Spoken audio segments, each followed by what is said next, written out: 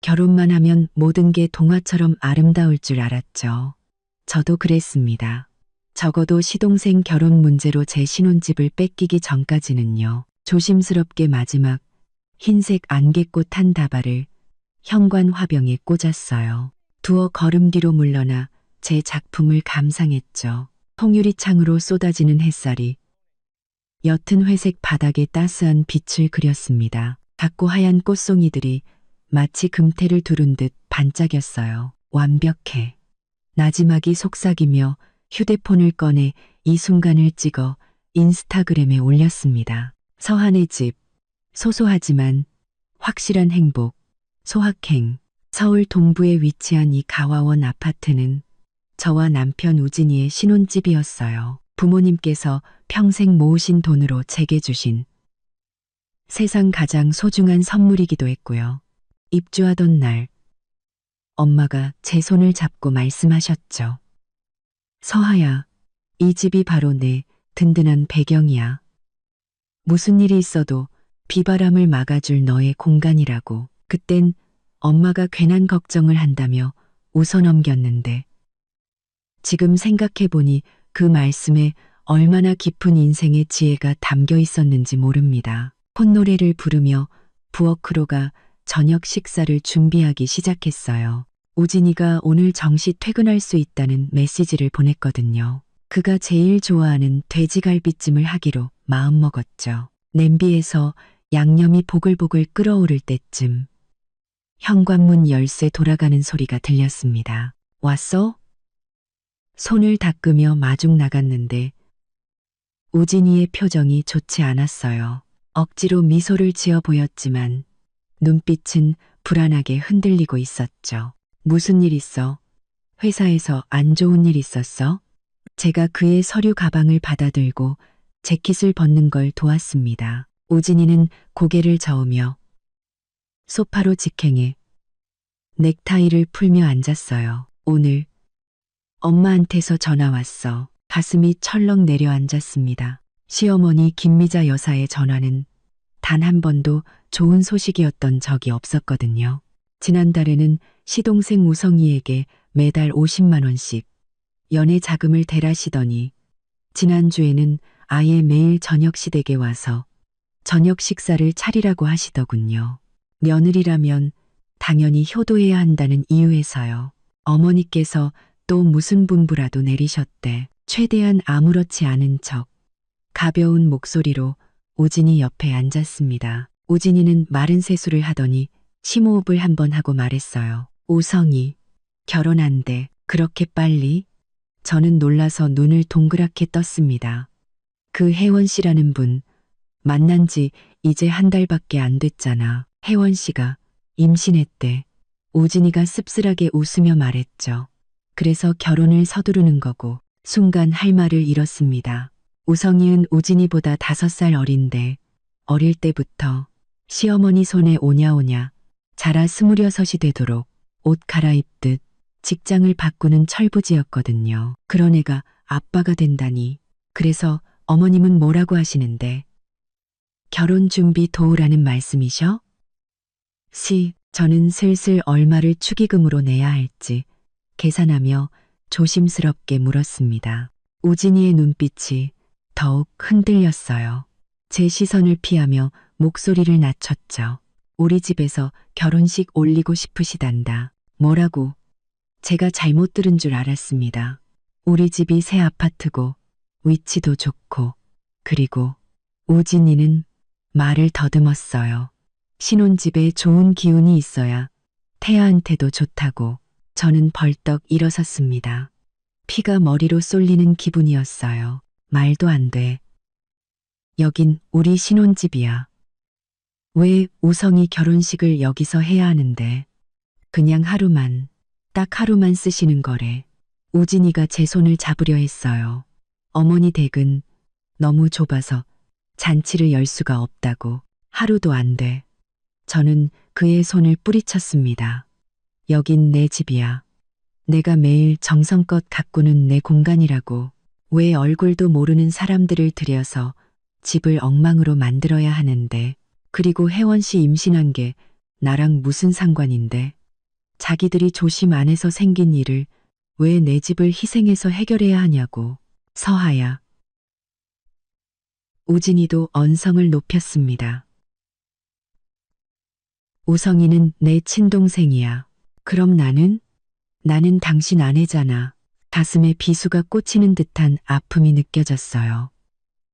어머님이 이렇게 말도 안 되는 요구를 하시는데 당신은 거절은커녕 어머님 편을 드는 거야? 우진이는 한숨을 쉬며 말투를 누그러뜨렸습니다. 어머니 편 드는 게 아니야. 그냥 어머니 성격 당신도 알잖아. 한번 결정하신 일은, 그래서 어머니가 결정하신 일은 우리가 무조건 따라야 한다. 제가 그의 말을 끊었습니다. 우진 씨, 여긴 우리 집이야. 우리 둘만의 공간이라고. 어머님이 뭔데 우리 일을 마음대로 결정하셔? 우진이는 한동안 침묵하더니 낮은 목소리로 말했습니다. 내일 어머니 모시고 집 보러 오기로 약속했어. 그 말은 제 머리 위에 찬물을 끼얹는 것 같았어요. 저는 믿을 수 없다는 듯 그를 쳐다봤습니다. 이미 약속했다고? 나랑 상의도 없이? 그냥 한번 보여드리기로 한 거야. 결정된 건 아니라고. 우진이가 변명했지만 소용없었습니다. 보여드린다는 거 자체가 허락한 거나 마찬가지잖아. 저는 어지러움을 느끼며 소리쳤어요. 우진 씨, 당신 정말 실망이야. 저는 침실로 들어가 문을 세게 닫아버렸습니다. 문에 기댄 채 천천히 바닥에 주저앉았어요. 눈물이 걷잡을 수 없이 흘러내렸습니다. 결혼하고 처음으로 제대로 된 부부싸움을 한 거였어요. 그 원인이 시댁 식구들이 우리 보금자리를 침범하려 한다는 사실이라니. 문 밖에서 우진이가 조심스럽게 문을 두드렸습니다. 서하야, 문 좀 열어봐.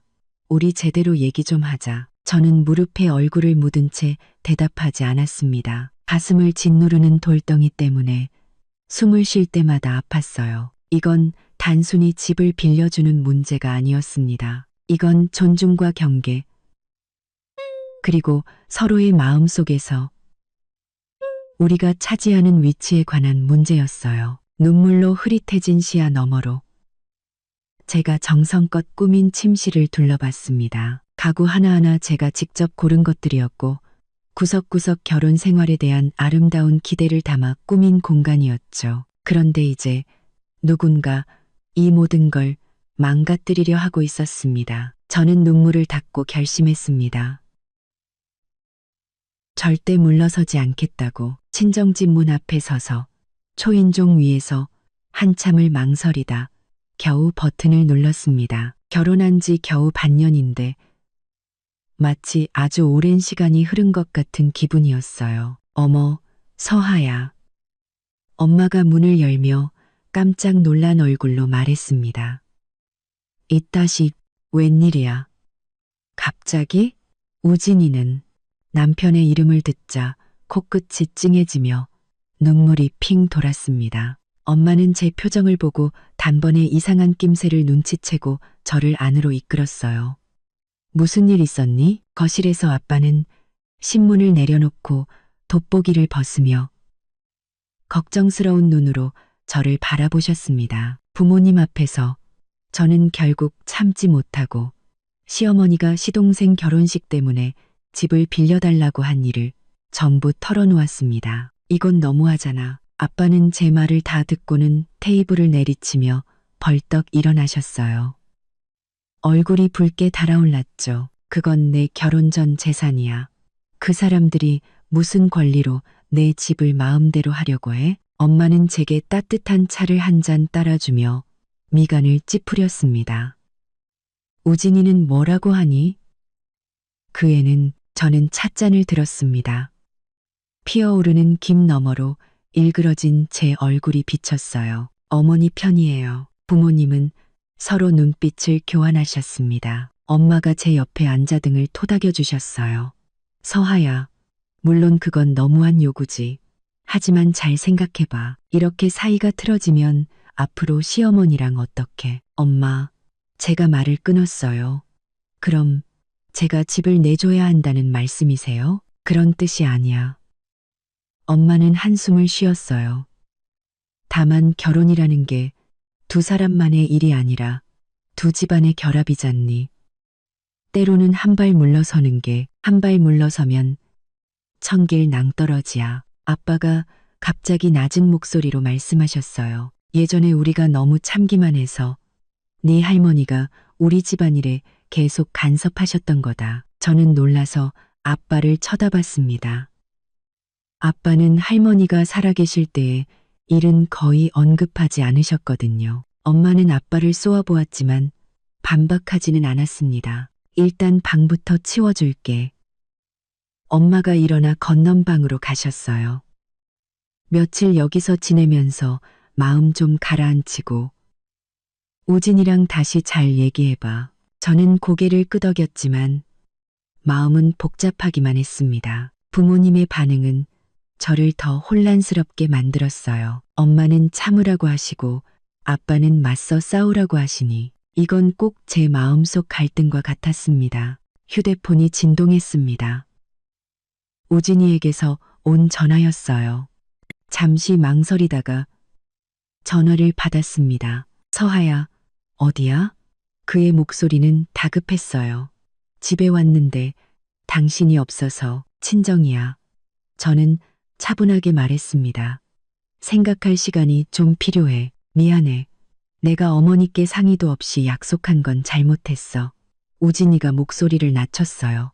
하지만 우리 제대로 얘기 좀 할 수 있을까? 무슨 얘기를? 당신이 어떻게 어머니 편에 서서 나를 힘들게 하는지에 대해 말을 뱉고 나서 바로 후회했습니다. 너무 날카로운 말이었어요. 전화기 저편에서 몇 초간 침묵이 흘렀습니다. 데리러 갈게. 우진이는 결국 이 한마디만 했습니다. 아니, 됐어.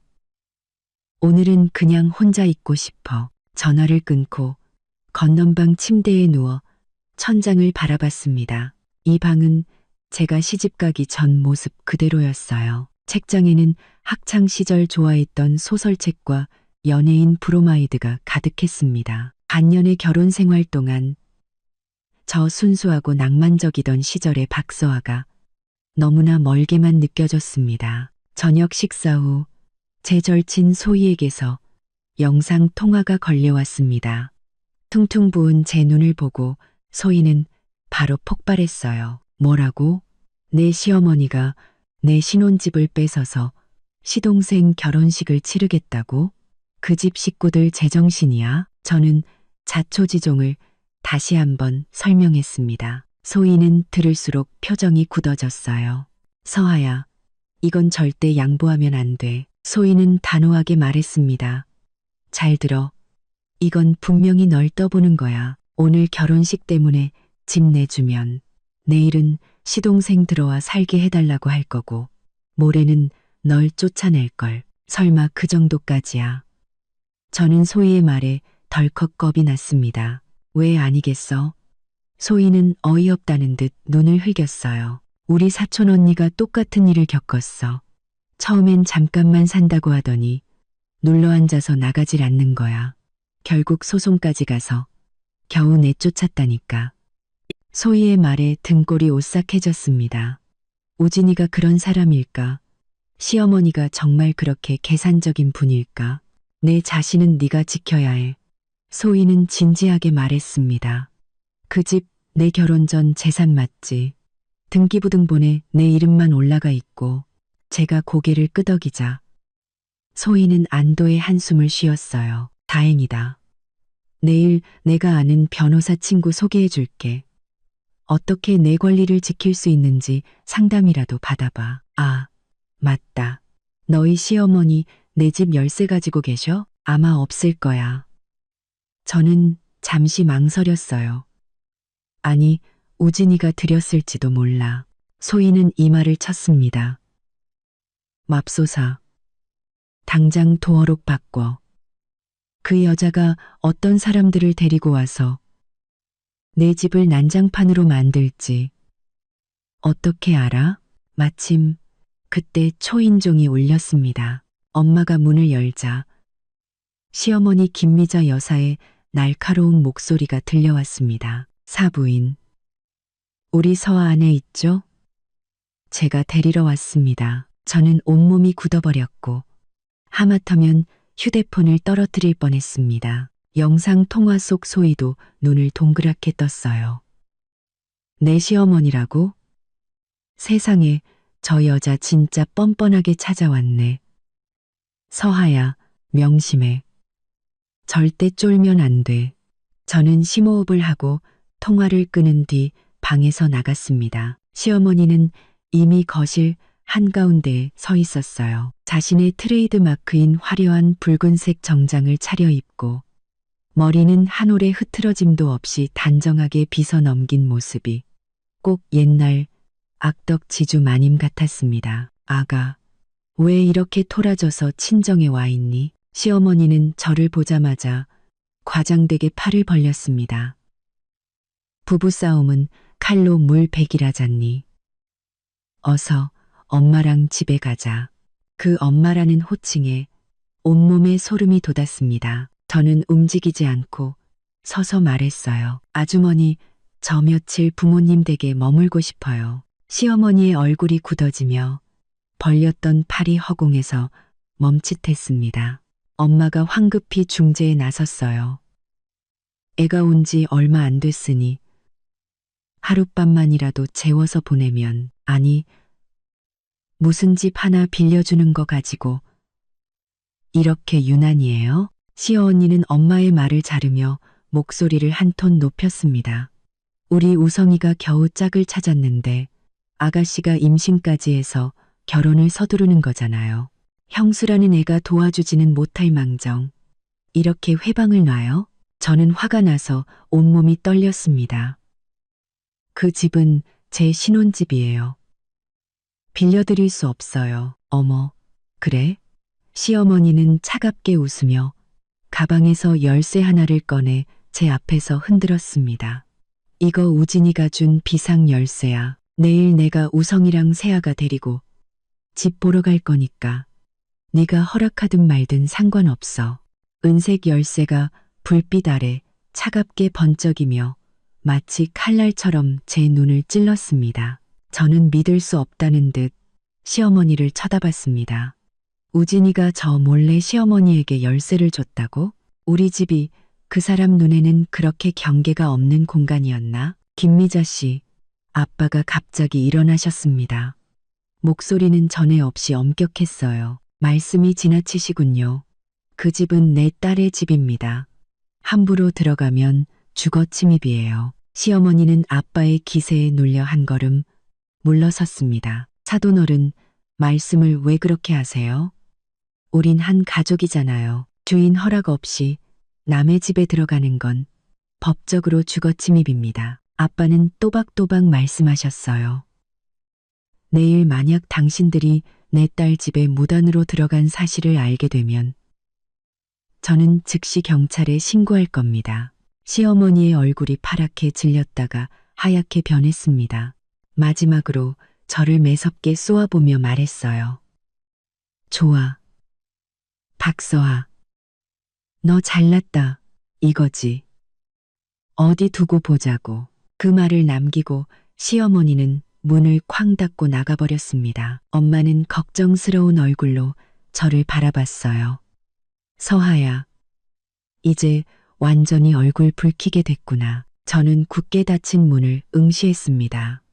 마음은 오히려 이상할 만큼 차분했어요. 시어머니의 뻔뻔한 태도는 제게 한 가지 사실을 분명히 깨닫게 해주었습니다. 이건 단순히 집을 빌려달라는 요청이 아니라 집안의 주도권을 둘러싼 싸움이라는 것을요. 만약 제가 오늘 물러선다면 내일은 더 말도 안 되는 요구들이 저를 기다리고 있을 겁니다. 아빠, 엄마, 저는 부모님을 향해 돌아섰습니다. 두 분의 지지가 필요해요. 이번엔 절대 물러서지 않을 거예요. 아빠는 제 어깨를 두드리셨습니다. 눈에는 뿌듯함이 가득했어요. 그래, 그게 내 딸이지. 건넌 방으로 돌아와 우진이에게 메시지를 보냈습니다. 방금 당신 어머니가 우리 부모님 댁에 와서 한바탕 난리를 치고 가셨어. 어떻게 우리 집 열쇠를 가지고 계신 거야?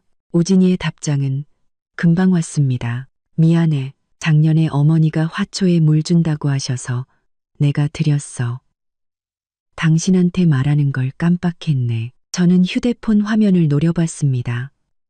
눈물이 시야를 흐렸어요. 이건 말하는 걸 깜빡한 문제가 아니었습니다. 애초에 일어나서는 안 될 일이었어요. 결혼 생활의 가장 기본적인 신뢰와 경계가 우진이에게는 그렇게 하찮은 것이었을까요? 소희의 경고가 귓가에 맴돌았습니다. 오늘 결혼식 때문에 집 내주면 내일은 시동생 들어와 살게 해달라고 할 거야. 저는 눈물을 닦고 결심했습니다.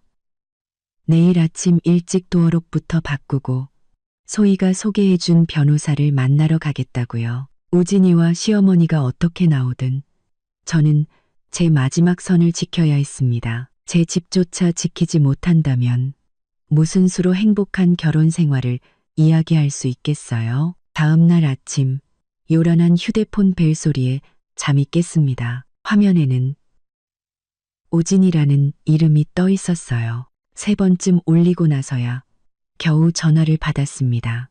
소하야, 어젯밤에 엄마가 집에 와서 엄청 화를 내셨어. 그의 목소리는 잠을 설친 듯 쉬어 있었습니다. 집으로 돌아와서 정구 그리 가. 그의 목소리는 잠을 설친 듯 쉬어 있었습니다. 저는 몸을 일으켰습니다. 창밖의 햇살이 책상 위 다육식물 화분에 쏟아지고 있었어요. 그건 제가 신혼집에서 가져온 것이었습니다. 우진이가 자꾸 물 주는 걸 잊어버려서요. 무슨 얘기를?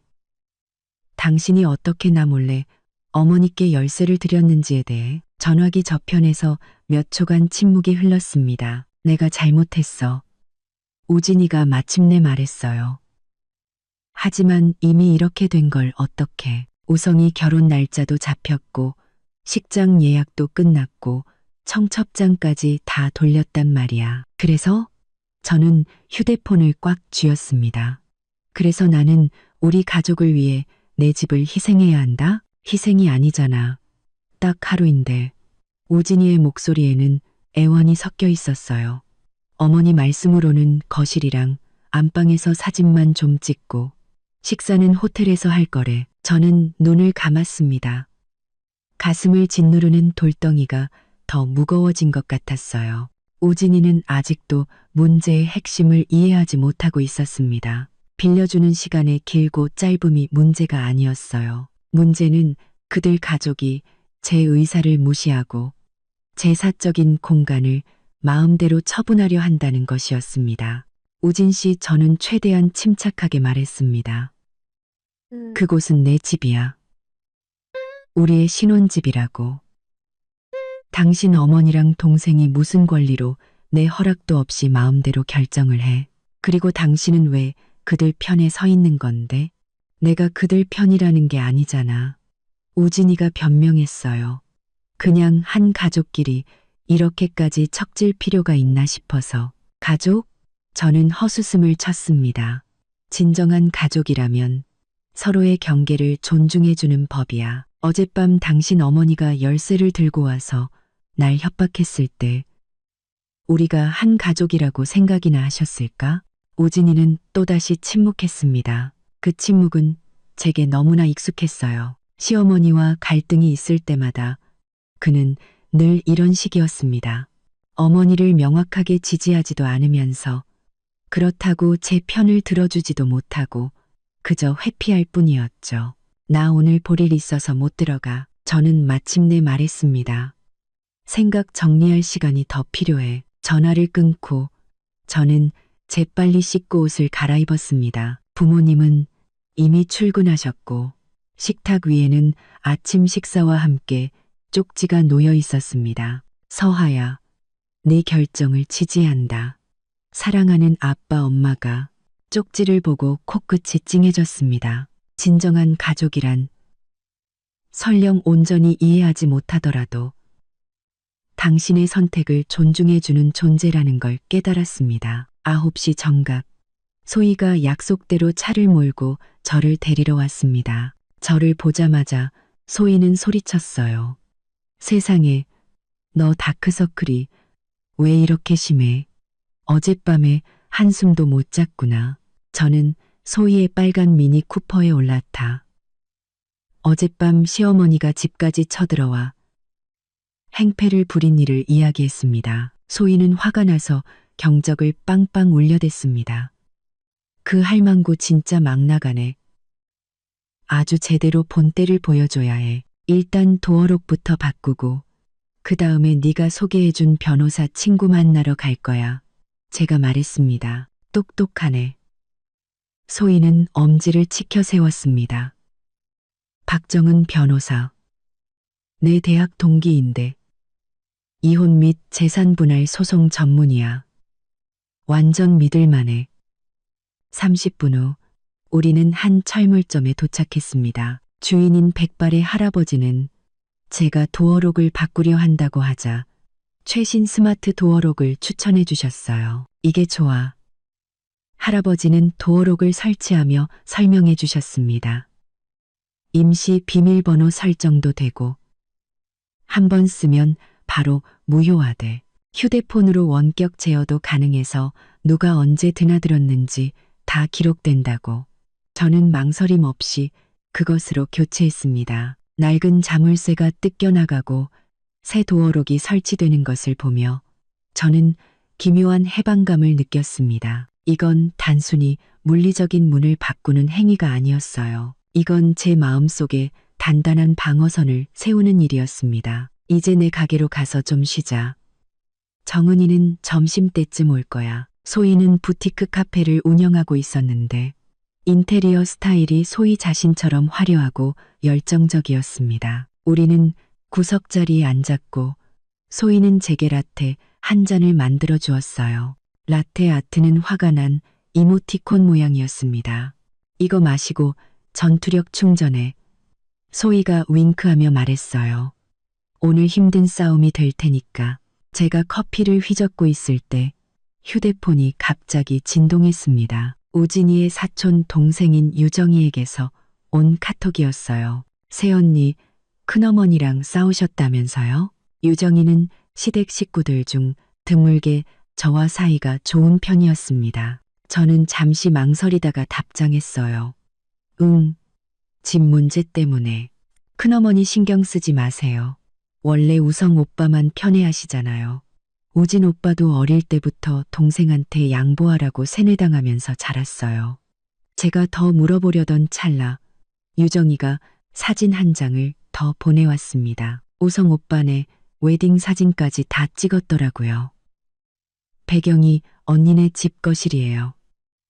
너무하죠? 사진 속에는 우성이가 예비 신부 혜원 씨를 껴안고 우리 집 소파 앞에 서 있었습니다. 두 사람은 턱시도와 드레스를 입고 활짝 웃고 있었어요. 제 피가 순간적으로 얼어붙는 것 같았습니다. 그들이 언제 우리 집에 들어와서 사진을 찍었지? 우진이는 이 사실을 알고 있었을까? 왜 그래?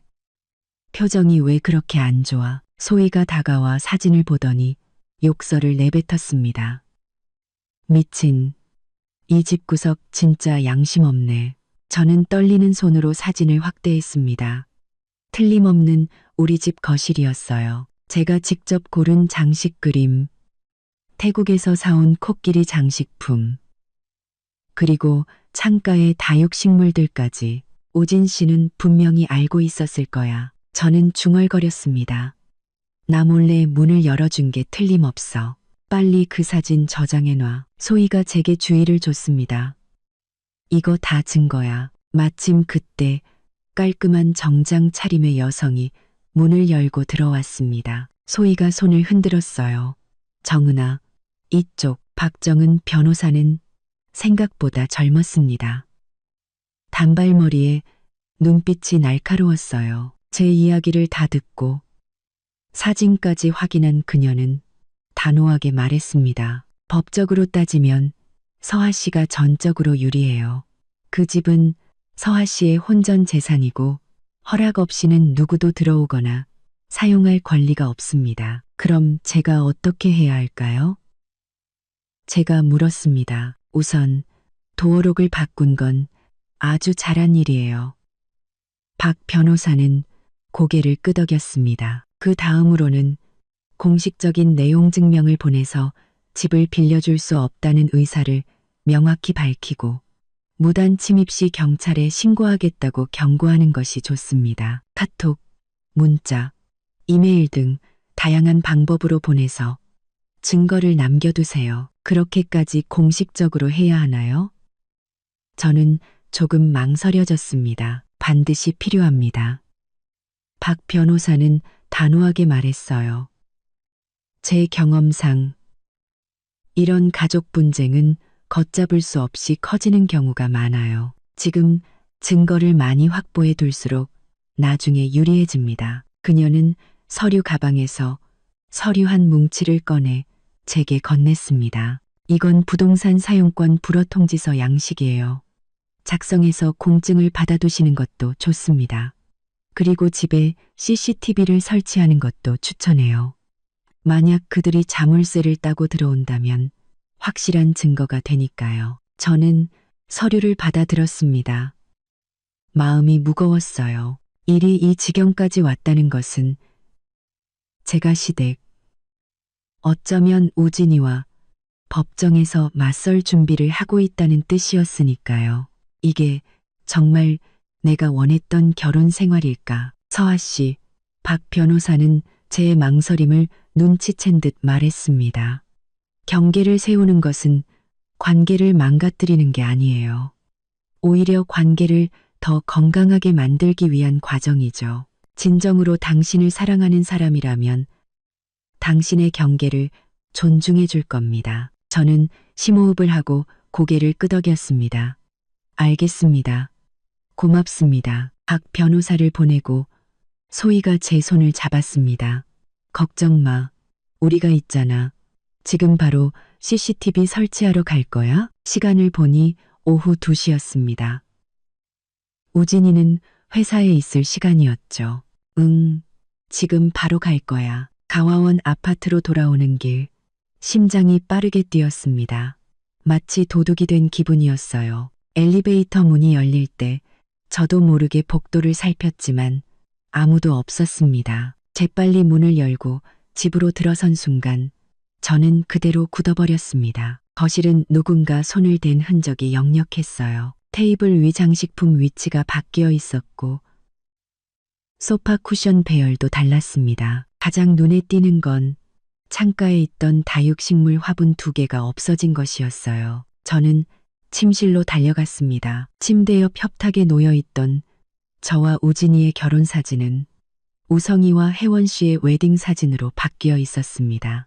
너무해. 저는 화가 나서 온몸이 떨렸습니다. 즉시 이 모든 변화를 사진으로 찍어 증거로 남겼습니다. 그리고 가방에서 막 사온 초소형 카메라를 꺼내 거실과 현관의 눈에 띄지 않는 곳에 설치했습니다. 제 개인 물품을 챙기다가 협탁 서랍에서 쪽지 한 장을 발견했습니다. 우진이의 글씨체였어요. 서하야. 오늘 엄마랑 우성이가 집 보러 왔었어. 미리 말 못해서 미안해. 네가 화낼까봐 그랬어. 그들이 정말 우리 집을 빌려서 결혼식을 하고 싶어해. 딱 하루만 제발 이해해주면 안 될까? 사랑하는 너의 우진이가. 쪽지는 제 손에서 파르르 떨렸습니다. 우진이의 사랑이란 게 나 몰래 다른 사람들을 우리 침실에 들이는 것이었을까? 내 사적인 공간을 마음대로 처분하는 것이었을까? 내가 분명히 반대했는데도 여전히 어머니 편에 서는 것이었을까? 저는 여행 가방을 꺼내 미친 듯이 옷가지와 생필품을 쑤셔 넣기 시작했습니다. 이 집은 더 이상 저의 안식처가 아니었어요. 침략당한 영토가 되어버렸죠. 위치가 바뀐 물건 하나하나, 침범당한 공간 한 뼘 한 뼘이 너는 이곳에서 발언권이 없다고 소리 없이 외치고 있었습니다. 짐을 싸는 도중 현관문에서 갑자기 철컥거리는 소리가 났습니다. 저는 그 자리에 굳어서 문고리가 돌아가는 것을 지켜봤지만 새로 바꾼 도어록 덕분에 문은 열리지 않았습니다. 왜 이러지? 열쇠가 안 맞네. 문 밖에서 시어머니의 날카로운 목소리가 들려왔습니다. 엄마, 열쇠 잘못 가져오신 거 아니에요? 우진이의 목소리였습니다. 그럴 리가. 어제 네가 준 바로 그 열쇠인데. 시어머니는 언성을 높였습니다. 서하야, 안에 있니? 문 좀 열어봐. 저는 숨을 죽이고 꼼짝도 하지 않았습니다. 지금 회사에 있을 시간일 텐데요. 우진이가 말했어요. 엄마, 그냥 다음에 다시 와요. 다음에 오긴 뭘 다음에 와. 오늘 식사 메뉴 정해야 한다니까. 시어머니는 짜증스럽게 말했습니다. 서아한테 전화해봐. 가방 안에 있던 제 휴대폰 화면이 밝아지며 조용한 방 안에 벨소리가 요란하게 울려 퍼졌습니다. 문 밖이 갑자기 조용해졌습니다. 안에 있네. 시어머니의 목소리가 험악하게 변했어요. 박서아, 너 집에 있는 거 다 알아. 당장 문 열어. 저는 심호흡을 하고 문 쪽으로 다가갔지만 문을 열지는 않았습니다. 돌아가세요. 저는 최대한 목소리가 떨리지 않게 말했습니다. 문 안 열어드릴 겁니다. 서하야. 우진이의 놀란 목소리가 들렸습니다. 언제 들어왔어? 왜 도어록은 바꾼 거야? 오늘 아침에요. 저는 문에 기댄 채 온몸에 힘이 빠져나가는 것을 느꼈습니다. 왜 바꿨는지는 당신이 더 잘 알 텐데요. 너 지금 이게 무슨 태도야? 시어머니가 소리쳤습니다. 여긴 내 아들 집이야. 내가 왜 못 들어가? 등기부등본에는 제 이름만 올라가 있어요. 저는 또박또박 말했습니다. 여긴 제 집이고 누가 들어올 수 있는지는 제가 결정합니다. 어쭈, 이제 본색을 드러내는구나. 시어머니는 히스테릭하게 문을 두들겨댔습니다. 결혼한 지 얼마나 됐다고 벌써 이래? 내가 진작에 우진이한테 외동딸은 안 된다고 했어. 부모한테 오냐 오냐. 커서 버릇이 없다고. 엄마, 그만하세요. 우진이가 말렸지만 그의 목소리는 힘이 없었습니다. 난 더 할 거야. 시어머니는 계속해서 소리쳤습니다. 박서아, 잘 들어. 우성이 결혼식은 무조건 내 집에서 할 거야. 네가 반대하면 나도 가만 안 있을 줄 알아. 가만 안 있으면 어쩔 건데요. 저는 문을 확 열어젖혔습니다. 손을 들고 문을 치려던 시어머니는 하마터면 안으로 넘어질 뻔했습니다. 경찰에 신고해서 절 잡아가시게요? 아니면 우진 씨한테 이혼하라고 하시게요?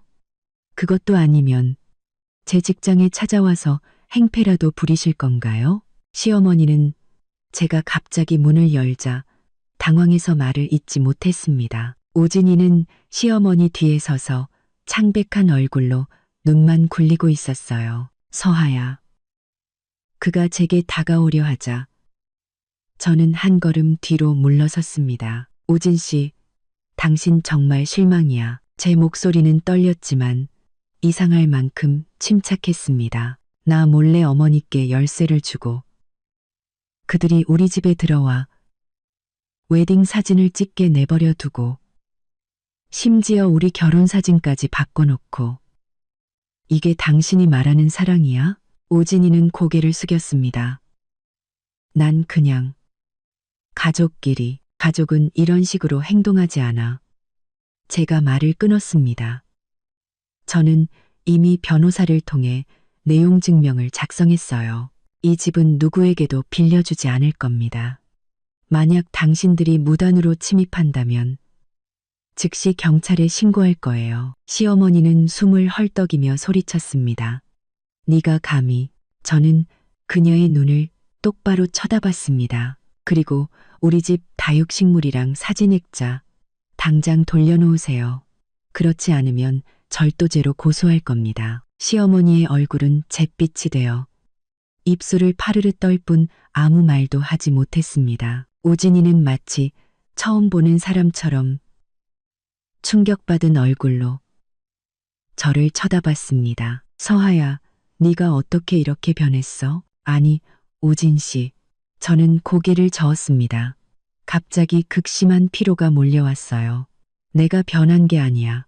그냥 이제야 몇 가지 사실들을 똑똑히 보게 된 것뿐이야. 그 말을 남기고 저는 문을 닫고 잠갔습니다. 문 밖에서는 시어머니의 히스테릭한 욕설과 오진이의 힘없는 만류 소리가 들려왔습니다. 저는 바닥에 주저앉아 무릎을 끌어안고 소리 없이 눈물을 흘렸습니다. 이 순간 저는 마침내 깨달았습니다. 결혼은 단순히 두 사람의 결합이 아니라 두 집안의 가치관이 충돌하는 과정이라는 것을요. 그리고 저는 제 선을 지켜야만 했습니다. 그렇지 않으면 평생 다른 사람의 뜻대로 살게 될 테니까요. 결혼식 3일 전, 저는 친정집 식탁에 앉아 휴대폰으로 CCTV 화면을 계속 돌려보고 있었습니다. 스마트 도어록과 카메라를 설치한 후로 집에 접근하는 모든 사람의 기록이 제 휴대폰으로 전송되었어요. 지난 48시간 동안 시어머니 김미자 여사는 우성이와 혜원 씨를 데리고 3번이나 찾아왔습니다. 매번 이미 소용없어진 열쇠로 문을 열려고 시도하다가 실패하면 문 앞에서 한바탕 욕을 하고 돌아갔죠. 우진이는 혼자 2번 찾아왔습니다. 문 앞에서 한참을 망설이다가 결국 한숨만 쉬고 돌아섰어요. 서아야, 과일 좀 먹어. 엄마가 깎은 사과 한 접시를 제 앞에 밀어주며 걱정스럽게 말했습니다. 그렇게 하루 종일 휴대폰만 쳐다보고 있으면 어떡하니? 그들이 못 들어오게 확실히 해야 해요. 저는 뻐근한 콧등을 주무르며 말했어요. 엄마, 김 여사님이 얼마나 집요한지 모르셔서 그래요. 아빠는 신문을 내려놓고 돋보기를 벗었습니다. 정 안 되면 경찰에 신고해. 이런 식의 괴롭힘은 이미 불법이야. 조금만 더 기다려 볼래요. 저는 고개를 저었습니다. 우진 씨에게 마지막 기회를 주고 싶어요. 말이 끝나자마자 휴대폰이 진동했습니다. 우진이에게서 온 전화였어요. 저는 심호흡을 하고 전화를 받았습니다. 서하야. 그의 목소리는 지쳐 있었습니다. 우리 얘기 좀 할 수 있을까? 단둘이서. 저는 잠시 망설였습니다. 무슨 얘기를? 모든 것에 대해서. 우진이가 한숨을 쉬었어요. 늘 가던 데서 기다릴게. 나와줄 수 있어? 늘 가던 데는 우리가 연애할 때 자주 가던 버블티 가게였습니다. 전화를 끊고 부모님께 잠시 나갔다 오겠다고 말씀드렸습니다. 엄마 아빠가 같이 가줄까? 엄마가 불안한 듯 물었습니다. 아니에요. 저는 억지 미소를 지었습니다. 어떤 문제는 우리 스스로 해결해야 해요. 버블티 가게는 예전 모습 그대로였습니다. 벽에는 커플들의 사진과 메모가 가득 붙어 있었어요. 구석에는 우리 사진도 아직 걸려 있었습니다.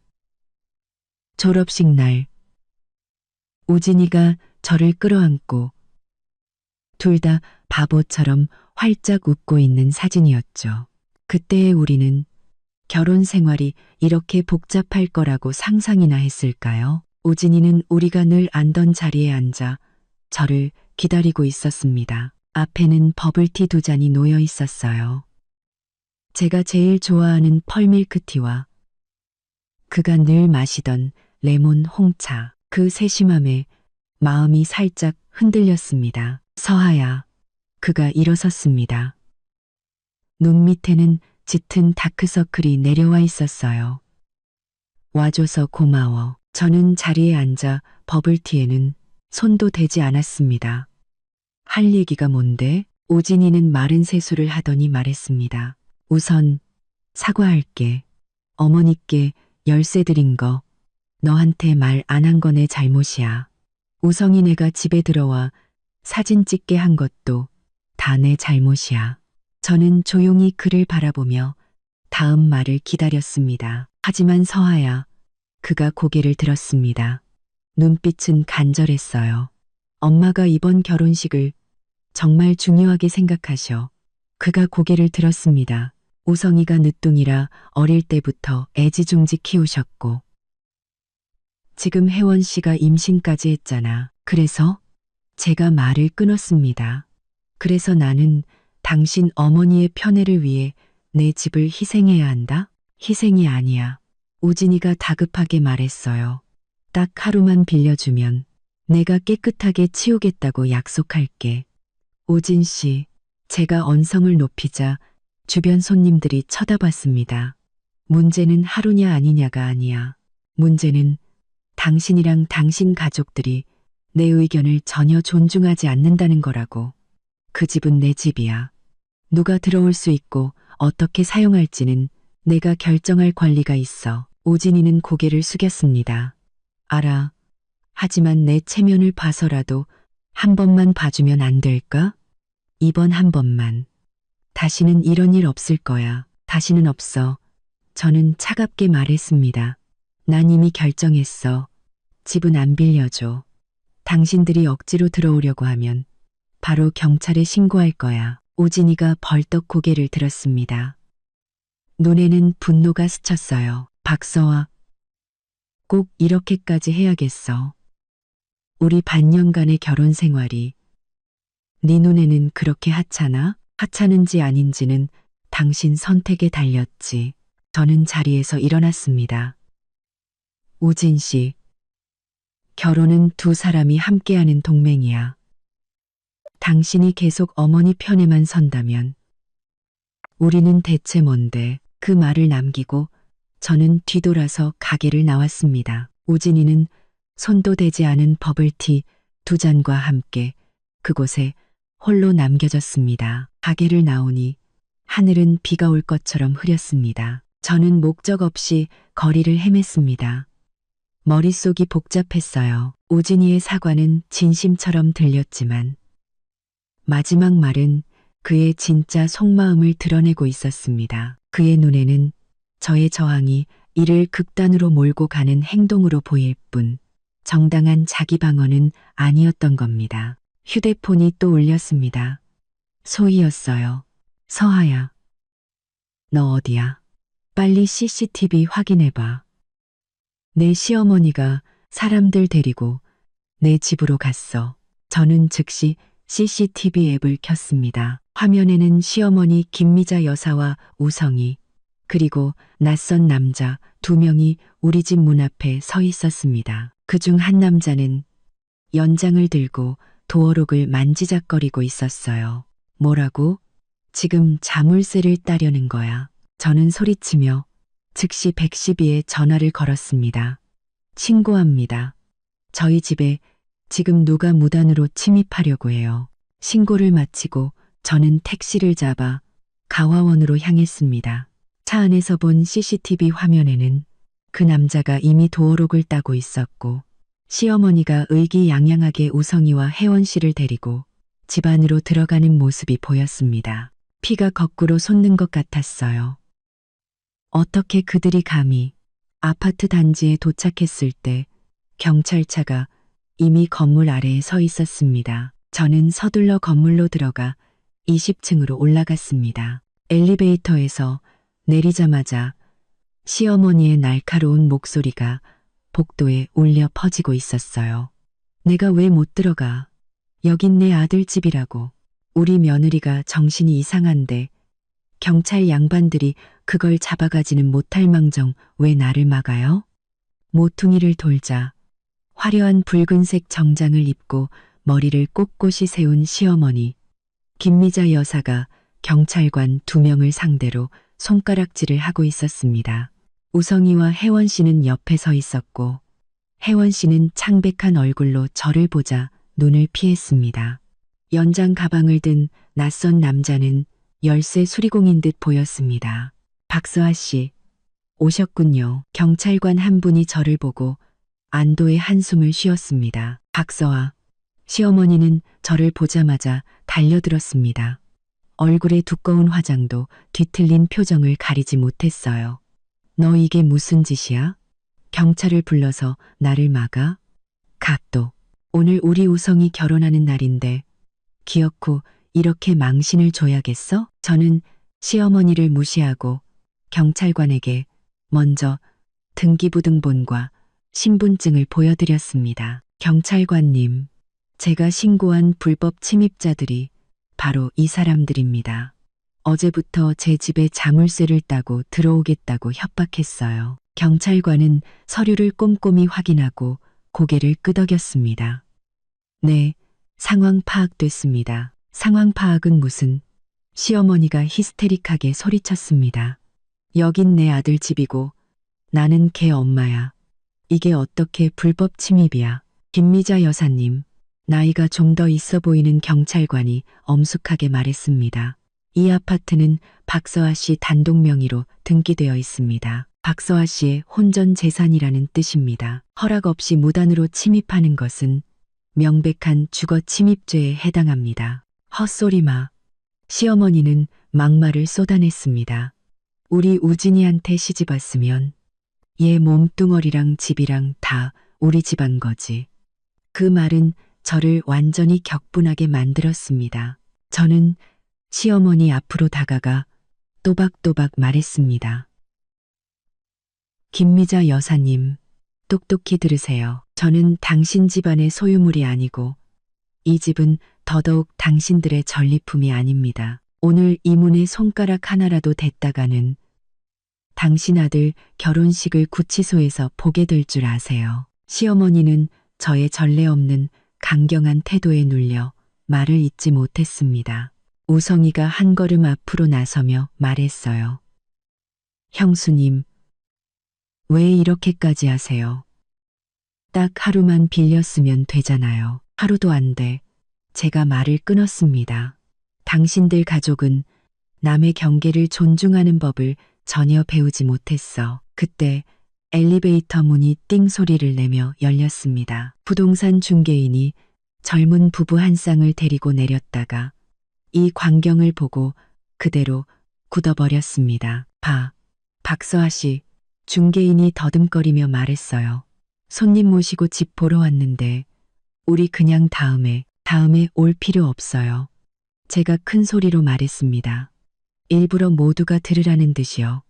지금 바로 집 보실 수 있습니다. 사실 오늘 바로 계약하시는 분께는 월세 20만 원 깎아드릴 의향도 있어요. 박서하, 시어머니와 우성이가 동시에 소리쳤습니다. 집을 보러 온 부부 중 여자가 궁금하다는 듯 물었습니다. 저기, 이게 무슨 상황이죠? 저는 그들을 향해 돌아서며 영업용 미소를 지었습니다. 아, 죄송합니다. 약간의 가족 문제가 있어서요. 하지만 걱정 마세요. 이 집은 소유권이 명확하고 아무런 분쟁도 없습니다. 들어가서 보시겠어요? 네가 감히. 시어머니가 제게 달려들어 뺨을 때리려 했습니다. 경찰관이 재빨리 그녀를 막아섰습니다. 김미자 여사님, 폭행은 현행범으로 체포될 수 있습니다. 상황이 아수라장이 된 순간 혜원 씨가 갑자기 배를 감싸쥐고 주저앉았습니다. 아, 배가 너무 아파요. 모두의 시선이 즉시 그녀에게로 쏠렸습니다. 우성이는 당황해서 어쩔 줄 몰랐습니다. 혜원아, 왜 그래? 혜원 씨는 얼굴이 새하얗게 질리고 이마에는 콩알만한 땀방울이 맺혔습니다. 우리 애기, 빨리 구급차 불러요. 누군가 소리쳤습니다. 정신없는 와중에 구급차가 금방 도착했습니다. 구급대원은 간단한 검진 후 혜원 씨에게 유산기가 있어 즉시 병원으로 이송해야 한다고 말했습니다. 우성이는 구급차에 따라 올라타며 떠나기 전 저를 매섭게 쏘아봤습니다. 형수님, 만약 우리 애기 잘못되면 가만 안 둘 거야. 시어머니 김미자 여사는 완전히 넋이 나가 울면서 엘리베이터 쪽으로 따라 달려갔습니다. 내 손주. 아이고, 하느님. 경찰관이 제게 주거침입건을 계속 진행할 것인지 물었습니다. 저는 그들이 떠나는 뒷모습을 보며 고개를 저었습니다. 됐어요. 일단 사람부터 살려야죠. 사람들이 흩어지고 부동산 중개인과 손님 부부도 어색하게 인사를 하고 떠났습니다. 저는 텅 빈 복도에 홀로 서서 갑자기 온몸에 힘이 빠지는 것을 느꼈습니다. 벽에 기대어 천천히 바닥에 주저앉았습니다. 휴대폰이 진동했습니다. 우진이에게서 온 전화였어요. 저는 잠시 망설이다가 전화를 받았습니다. 서하야. 그의 목소리는 쉬고 지쳐 있었습니다. 방금 엄마한테 전화 왔어. 혜원 씨가 병원에 실려갔다고. 알아. 나도 방금까지 거기 있었어. 저는 차분하게 말했습니다. 도대체 무슨 일이 있었던 거야? 우진이가 물었습니다. 엄마 말로는 네가 경찰까지 불러서 난리를 피우는 바람에 혜원 씨가 충격받아서 쓰러졌다고 하던데. 저는 차갑게 웃었습니다. 역시 당신 어머니 버전이군. 사실은 당신 어머니가 사람들을 데리고 와서 강제로 우리 집 자물쇠를 따고 들어오려 했고, 내가 그걸 막기 위해 경찰을 부른 거야. 혜원 씨 말인데, 그녀는 이미 전부터 스트레스 때문에 몸이 안 좋다고 나한테 말했었어. 전화기 저편에서 긴 침묵이 흘렀습니다. 서하야, 우리 만날 수 있을까? 우진이가 마침내 말했습니다. 우리 정말 진지하게 얘기 좀 해야 할 것 같아. 지금? 나 지금 병원이야. 아버지도 오셨는데 너랑 얘기하고 싶어 하셔. 저는 경계심이 들었습니다. 무슨 얘기를? 나도 잘 몰라. 우진이가 한숨을 쉬었어요. 근데 엄마한테 엄청 화가 나신 것 같아. 그건 의외의 소식이었습니다. 시아버지 우상국 씨는 늘 과묵하고 집안의 대소사는 모두 시어머니가 결정했으니까요. 그런 분이 화를 내셨다니. 알았어. 저는 결국 동의했습니다. 병원 주소 알려줘. 그리로 갈게. 전화를 끊고 저는 마지막으로 우리 집 현관문을 바라본 뒤 돌아섰습니다. 이 소동은 마침내 마지막 단판의 순간을 맞이하고 있었습니다. 결과가 어떻든 저는 이미 모든 것을 마주할 준비가 되어 있었습니다. 병원 산부인과 병동 앞 복도에는 우진이네 가족이 모두 모여 있었습니다. 우진이는 저를 보자마자 다가왔습니다. 눈에는 복잡한 감정이 가득했어요. 혜원 씨는 어때? 제가 물었습니다. 일단은 안정됐대. 그가 말했습니다. 하지만 입원해서 경과를 지켜봐야 한대.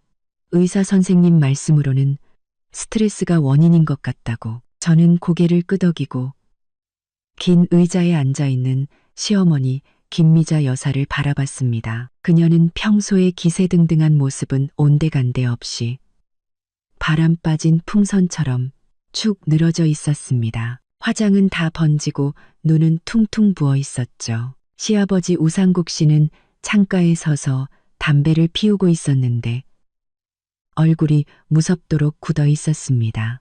서아 왔구나. 우진이가 조용히 말했습니다. 시아버지가 몸을 돌려 담배를 비벼 끄고 다가왔습니다. 아가, 오늘 일은 들었다. 우리 집안을 대표해서 네게 사과하마. 저는 깜짝 놀라 그를 쳐다봤습니다.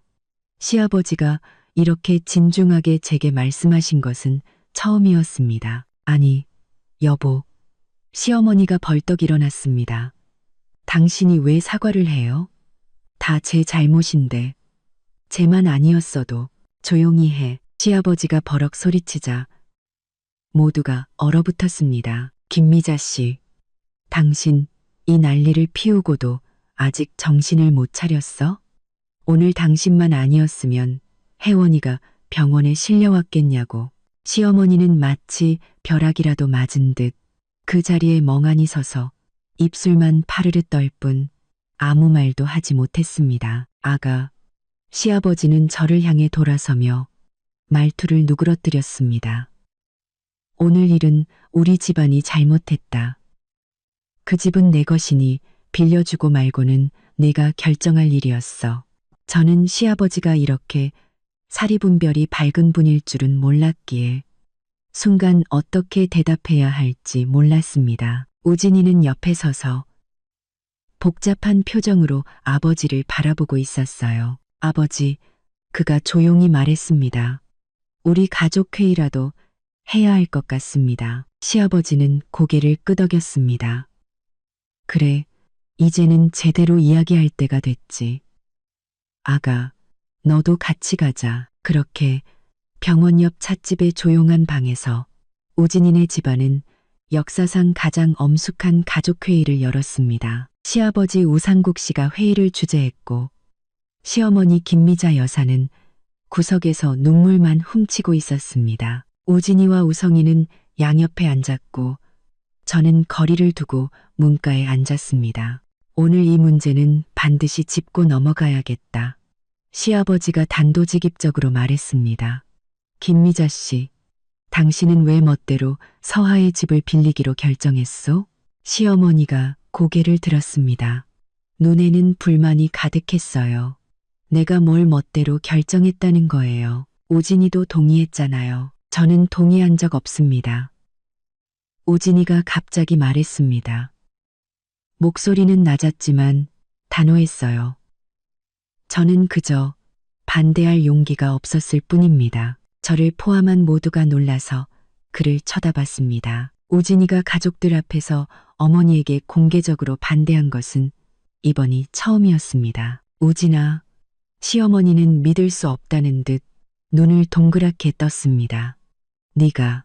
네가 어떻게 그렇게 말할 수 있어? 엄마, 이제 그만하세요. 우진이가 고개를 들어 어머니의 눈을 똑바로 쳐다봤습니다. 서하 말이 맞아요. 저는 계속 문제를 회피해 왔어요. 하지만 오늘 병상에 누워있는 혜원 씨를 보고 깨달았어요. 어머니의 그 지나친 통제욕이 우리 모두의 행복을 망치고 있다는 걸요. 우성이가 옆에서 고개를 끄덕였습니다. 맞아요, 엄마. 엄마는 저랑 혜원이 웨딩사진 어디서 찍을지까지 간섭하셨잖아요. 시어머니는 마치 배신자들을 보는 듯한 눈으로 두 아들을 쳐다보다가 결국 눈물을 터뜨렸습니다. 나는 다 너희들을 위해서 그런 건데. 아니요, 어머니. 우진이가 차분하게 말했습니다. 어머니는 어머니 자신을 위해서 그러신 거예요. 모든 걸 통제하고 의존받고 싶어 하시는 거잖아요. 하지만 그건 사랑이 아니라 상처예요. 저는 우진이를 바라봤습니다. 마치 이 남자를 처음으로 제대로 알게 된 기분이었어요. 그는 마침내 일어섰습니다. 동생의 결혼식이 엉망이 되고 아내가 떠나기 직전에 이르러서야 말이죠. 아가, 시아버지가 갑자기 제게 물었습니다. 너는 지금 어떻게 생각하느냐? 너와 우진이의 결혼 생활에 대해서 모두의 시선이 제게로 쏠렸습니다. 저는 심호흡을 하고 솔직하게 말하기로 결심했습니다. 저는 우리의 관계에 대해 다시 생각할 시간이 필요해요. 지난 반년 동안 우진 씨는 저를 계속 실망시켰어요. 제가 그 사람을 다시 믿을 수 있을지 잘 모르겠습니다. 우진이는 고통스러운 듯 눈을 감았지만 반박하지 않았습니다. 이해한다. 시아버지가 고개를 끄덕였습니다. 하지만 어른으로서 너희가 서로에게 한 번 더 기회를 줬으면 하는 바람이다. 우진이가 오늘 이렇게까지 말하는 걸 보니 이제 반성하기 시작한 것 같구나. 여보. 시어머니가 갑자기 소리쳤습니다. 당신은 어떻게 나를 이렇게 팔아넘겨요. 내가 이 집안을 위해서 몇 년을, 당신이 이 집안을 위해 많은 일을 한 건 사실이지만 그만큼 많은 상처도 줬소. 시아버지가 말을 끊었습니다. 김미자 씨, 이제는 손을 놓을 때가 됐어. 아이들에게는 아이들의 삶이 있는 거고 우리는 우리 인생을 잘 살면 되는 거야. 시어머니는 완전히 무너져 테이블에 엎드려 엉엉 울기 시작했습니다. 우성이는 어쩔 줄 몰라 하며 어머니의 등을 토닥였고 우진이는 제 곁으로 다가와 조용히 말했습니다. 잠깐 나가서 얘기 좀 할까. 우리는 병원의 작은 정원으로 나왔습니다. 초가을의 햇살은 따뜻하고 부드러웠습니다. 우진이는 지쳐 보였지만 눈빛은 그 어느 때보다 맑았습니다. 서하야, 그가 입을 열었습니다. 내가 네 마음에 깊은 상처를 준 거 알아. 당장 용서해달라고는 안 할게. 하지만 내가 정말로 깨달았다는 것만 알아줬으면 좋겠어. 저는 멀리서 뛰어노는 아이들을 바라보며 조용히 물었습니다. 왜 하필 지금이야? 내가 처음 반대했을 때가 아니라? 우진이는 씁쓸하게 웃었습니다. 내가 너무 비겁했어. 어릴 때부터 동생에게 양보하고 어머니께 순종하라고 배워왔어. 나는 그게 효도고 좋은 아들이자 좋은 형이 되는 길이라고 생각했어. 그럼 지금은 알아. 진정한 사랑은 무조건적인 순종이 아니라 건강한 경계를 세우는 거라는 걸. 그는 진지하게 말했습니다. 서하야, 만약 네가 한 번만 더 기회를 준다면 나는 반드시 네 편에 서서 그 누구의 간섭도 받지 않고 우리의 결혼을 지켜낼 거야. 저는 한동안 말이 없었습니다.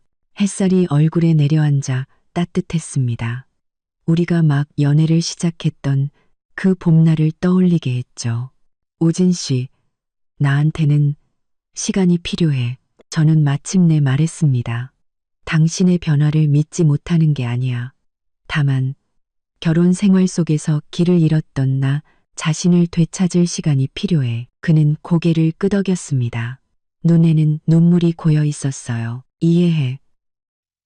네가 어떤 결정을 하든 존중할게. 다만 우리 집 너무 서둘러서 새놓지는 말아주면 안 될까? 거기엔 우리 공동의 추억이 있잖아. 알았어. 놀랍게도 저는 그러겠다고 대답하고 있었습니다.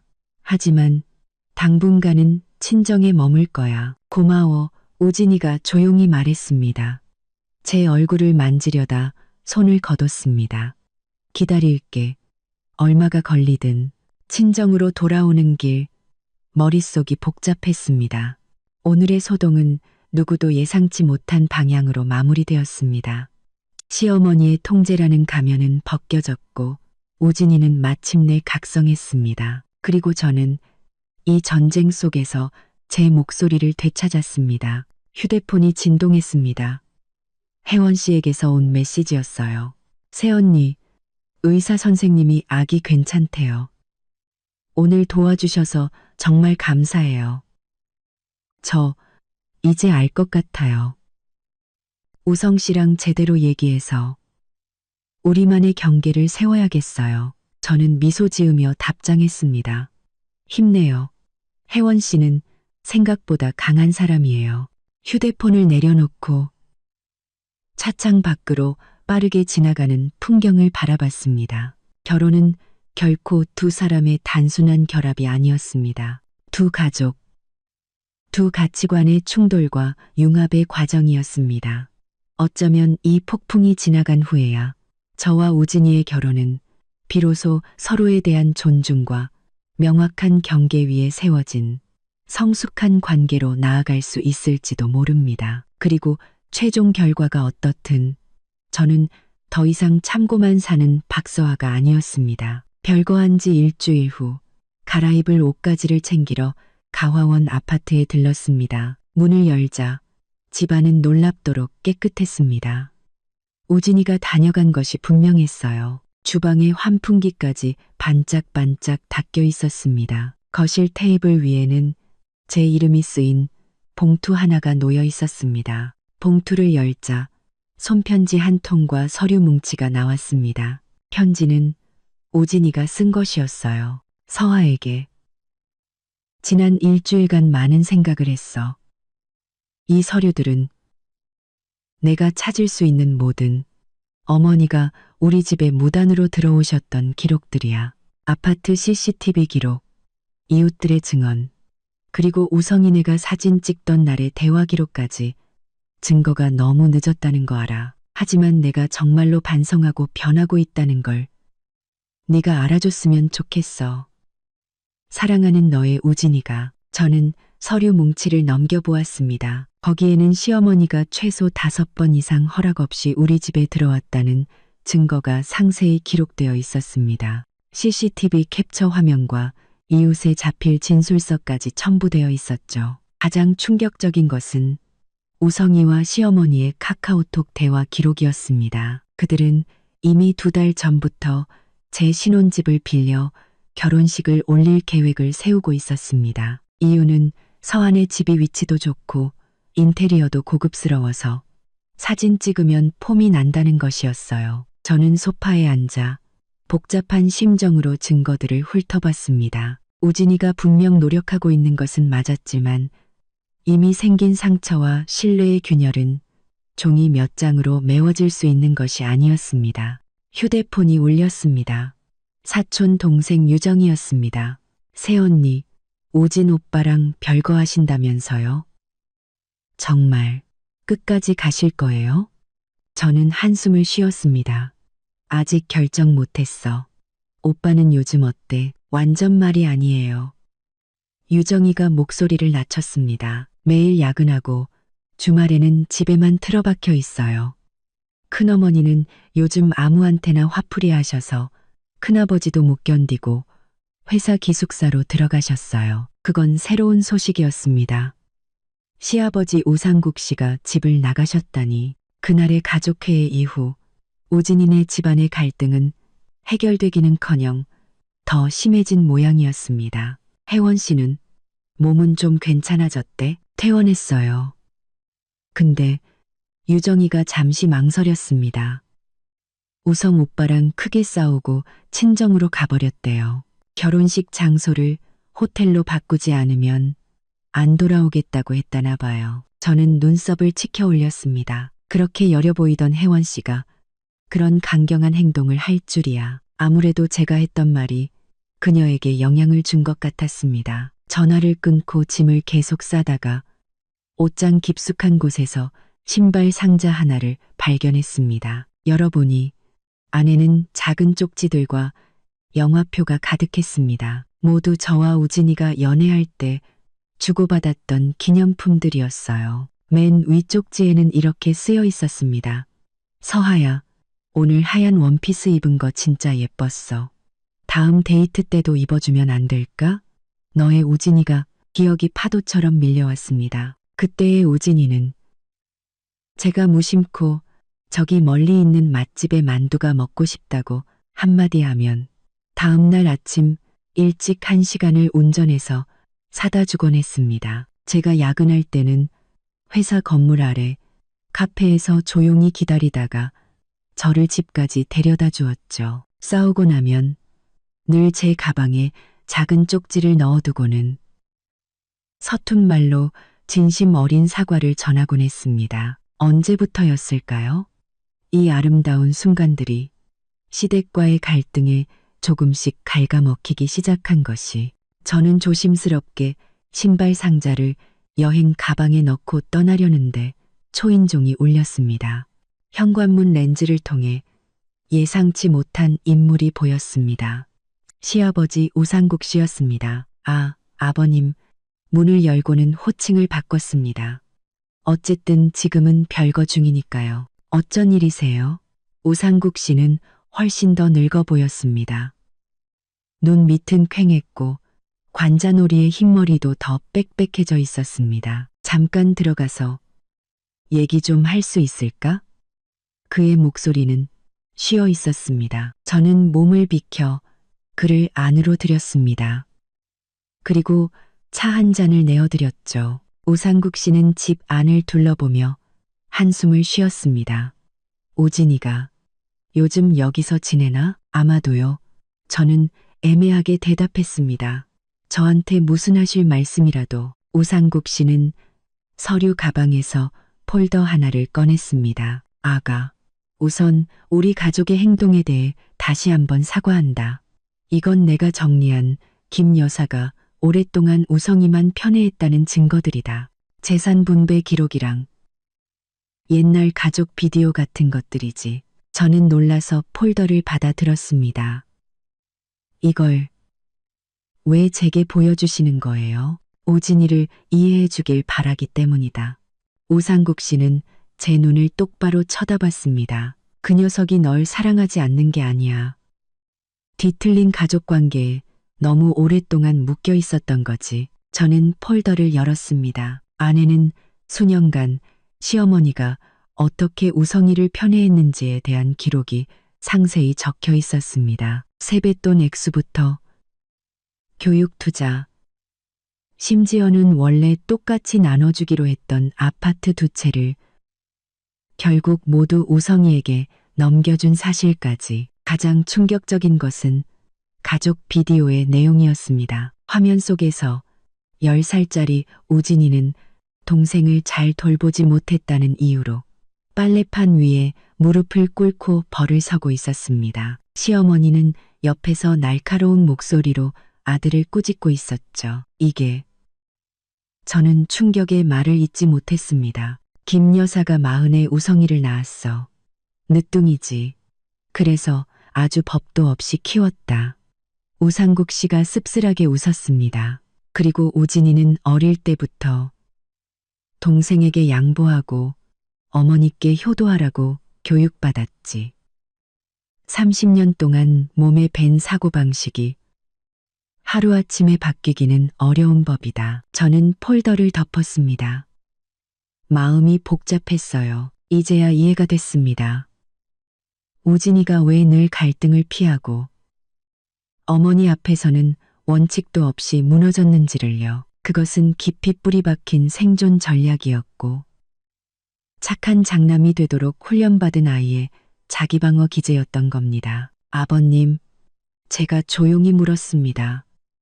왜 이제야 나서신 거예요? 우상국 씨는 고개를 숙였습니다. 나도 비겁한 사람이었다. 김 여사가 너무 강해서 나도 모르게 순응하는 게 버릇이 됐지. 하지만 너희 결혼 생활이 엉망이 되고 혜원이가 유산할 뻔하는 걸 보고서야 깨달았다. 침묵도 죄라는 걸. 그가 고개를 들었습니다. 눈에는 눈물이 고여 있었어요.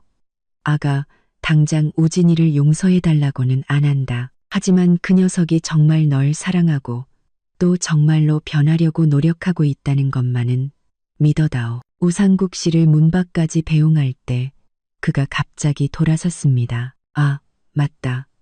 김 여사는 내가 너 찾아온 거 모른다. 그 사람 지금 상태가 많이 안 좋아. 아마 전문가의 도움이 필요할 것 같다. 심리 상담 말씀이세요? 우상국 씨는 고개를 끄덕였습니다. 30년 묵은 통제욕이 가족회의 몇 번으로 해결될 문제가 아니지. 내가 이미 병원에 연락은 해뒀다. 부디 치료를 받으려 해야 할 텐데. 구부정한 시아버지의 뒷모습이 엘리베이터 안으로 사라지는 것을 보며 저는 이 과묵한 어른에게 전례 없는 존경심을 느꼈습니다. 정한고시성 화목한 구부정한 시아버지의 뒷모습이 엘리베이터 안으로 늙음하게 용기를 내어 가족의 문제와 정면으로 마주하는 것은 누구나 할 수 있는 일이 아니었으니까요. 친정으로 돌아와 우진이와 시아버지가 준 자료들을 꼼꼼히 다시 읽어보았습니다. 볼수록 마음이 복잡해졌습니다. 저녁에 소희가 우리 집에 놀러 왔다가 이 자료들을 보고는 한동안 말이 없었습니다. 그러니까 우진이는 사실 친엄마한테 학대받은 피해자였던 거네. 소희가 마침내 결론을 내렸습니다. 그렇게 볼 수도 있겠지. 저는 한숨을 쉬었습니다. 하지만 상처는 이미 남았잖아. 그래서 이제 어떻게 할 생각이야? 소희가 날카롭게 물었습니다. 그래도 이혼할 거야? 저는 고개를 저었습니다. 모르겠어. 생각할 시간이 더 필요해. 다음 날 뜻밖에도 혜원 씨에게서 전화가 왔습니다. 목소리는 전보다 훨씬 힘이 넘쳤어요. 새언니, 저 우성 씨랑 얘기했어요. 결혼식 호텔에서 하기로 했어요. 처음엔 시어머니가 반대하셨는데 이번엔 우성 씨가 제 편을 들어주더라고요. 정말. 제가 놀라서 물었습니다. 그 사람이 어떻게 갑자기 변했대? 제가 병원에 누워있는 모습을 보고 뭐가 중요한지 깨달았대요. 혜원 씨의 목소리에는 수줍은 행복이 묻어났습니다. 그리고 우진 아주버님이 따로 불러서 진지하게 얘기를 나눴다더라고요. 그 집안의 병적인 관계에 대해서요. 전화를 끊고 저는 창가에 서서 멍하니 생각에 잠겼습니다. 오진이는 스스로 변하고 있을 뿐만 아니라 동생에게까지 영향을 미치려 노력하고 있었습니다. 그 사실은 그에 대한 제 인상을 미묘하게 바꿔놓았습니다. 생각이 꼬리에 꼬리를 물고 이어질 때쯤 휴대폰이 또 울렸습니다. 오진이었습니다. 우리가 직접 통화한 것은 일주일 만이었습니다. 저는 잠시 망설이다가 전화를 받았습니다. 서아야. 그의 목소리는 조금 긴장되어 있었습니다. 혹시 잠깐 만날 수 있을까? 무슨 일인데? 저는 최대한 평온한 목소리를 유지하려 했으며 물었습니다. 단기 임대 오피스텔을 구했어. 거기로 이사하려고. 그 전에 너한테 직접 건네주고 싶은 게 있어서. 호기심에 저는 그러겠다고 했습니다. 우리는 아파트 근처 공원에서 만나기로 했습니다. 사람이 적어 이야기하기 좋은 곳이었죠. 초가을 저녁, 바람이 플라타너스 잎을 스치며 사가기는 소리를 냈습니다. 오진이는 이미 벤치 옆에 서서 기다리고 있었습니다. 단순한 흰 티셔츠에 청바지 차림이었는데 지난번보다 더 말라 보였지만 정신은 맑아 보였습니다. 그가 제게 USB 하나를 건넸습니다. 여기 내가 찾을 수 있는 모든 어머니가 우리 생활에 간섭했다는 증거들이야. 우리 집에 무단으로 들어오셨던 CCTV 영상, 그리고 친척들한테 내 흉을 보셨던 녹음 파일까지. 저는 USB를 받아들며 의아하게 물었습니다. 이런 건 왜 모은 거야? 네가 알았으면 해서. 내가 완전히 내 편이라는 걸. 오진이는 제 눈을 똑바로 쳐다봤습니다. 서하야, 나 정근 신청했어. 당분간 부산지사에서 일하게 될 것 같아. 뭐라고? 너무 갑작스러운 소식이었습니다. 여기를 떠난다고? 그는 고개를 끄덕였습니다. 도망치는 게 아니야. 그냥 나 스스로 성장할 공간이 필요해서. 30년 묵은 사고방식에서 벗어나려면. 그는 씁쓸하게 웃었습니다. 그리고 지금 어머니 상태가 많이 불안정하셔서 내가 옆에 있으면 오히려 상황만 더 복잡해질 것 같. 저는 무슨 말을 해야 할지 몰라. 그저 침묵했습니다. 집은 다 정리해뒀어. 열쇠는 여기. 우진이는 주머니에서 우리 집 열쇠를 꺼냈습니다. 언제든 다시 들어가서 살아도 되고 아니면 새를 놔도 돼. 다시는 함부로 들어가지 않을게. 그가 내민 열쇠를 보는데 갑자기 코끝이 찡해졌습니다. 이 열쇠는 한때 우리의 공동생활을 상징했지만 이제는 이별의 징표가 되어버렸습니다. 언제 가는데? 제 목소리는 조금 떨렸습니다. 다음 주 월요일 비행기야. 우진이가 조용히 말했습니다. 가기 전에 같이 밥 한 끼 먹을 수 있을까? 송별회라고 생각해줘. 거절해야 마땅했지만 그의 조심스러운 눈빛을 보니 저도 모르게 고개를 끄덕이고 말았습니다. 좋아. 우리는 연애할 때 자주 가던 작은 식당에 갔습니다. 주인 아저씨는 아직 우리를 기억하고 반갑게 인사를 건넸습니다. 오랜만이네. 늘 앉던 자리로 줄까? 익숙한 구석자리에 앉아 한때 가장 좋아했던 매운 생선찜을 마주하니 추억이 파도처럼 밀려왔습니다. 우진이는 세심하게 생선 가시를 발라 가장 좋은 살코기 부분을 제 앞접시에 덜어주었습니다. 마치 우리가 한창 사랑에 빠졌을 때처럼요. 우리 첫 데이트도 여기서 했었는데 기억나? 우진이가 갑자기 말했습니다. 네가 노란색 원피스를 입고 와서는 긴장해서 물컵을 엎었잖아. 저는 고개를 끄덕였습니다. 저도 모르게 입가에 미소가 번졌어요. 그랬지. 그때 네가 휴지로 테이블 닦아주다가 휴지 한 통을 다 썼잖아. 우리는 마주보고 웃었습니다. 그 순간만큼은 모든 갈등과 불쾌함이 잠시 멀어진 것 같았습니다. 식사 후 우진이는 저를 친정집까지 바래다 주겠다고 했습니다. 아파트 아래에서 그는 잠시 망설이다가 결국 제 손을 가볍게 쥐었습니다. 오늘 나와줘서 고마워. 앞으로 어떻게 되든 네가 행복했으면 좋겠어. 가로등 불빛 아래 그의 눈이 반짝였습니다. 마치 별빛을 가득 담은 것처럼요. 저는 순간 그를 용서했다고 가지 말라고 말하고 싶은 충동을 느꼈습니다. 하지만 이성이 결국 감성을 이겼습니다. 잘 다녀와. 저는 조용히 말하고 건물 안으로 들어섰습니다. 집으로 돌아와 USB를 컴퓨터에 꽂았습니다. 안에는 우진이의 말대로 시어머니가 우리 생활에 간섭했다는 증거들이 가득했습니다. 하지만 가장 저를 놀라게 한 것은 서하에게라는 이름의 동영상 파일이었습니다. 영상을 클릭하자 화면에 우진이의 얼굴이 나타났습니다. 배경은 우리 침실이었어요. 그는 지쳐 보였지만 눈빛은 단호했습니다. 서하야, 만약 네가 이 영상을 보고 있다면 나는 이미 잠시 부산으로 떠나기로 결정했다는 뜻이겠지. 그는 마치 제 눈을 마주보는 것처럼 카메라를 똑바로 응시했습니다. 이건 도망치는 게 아니야.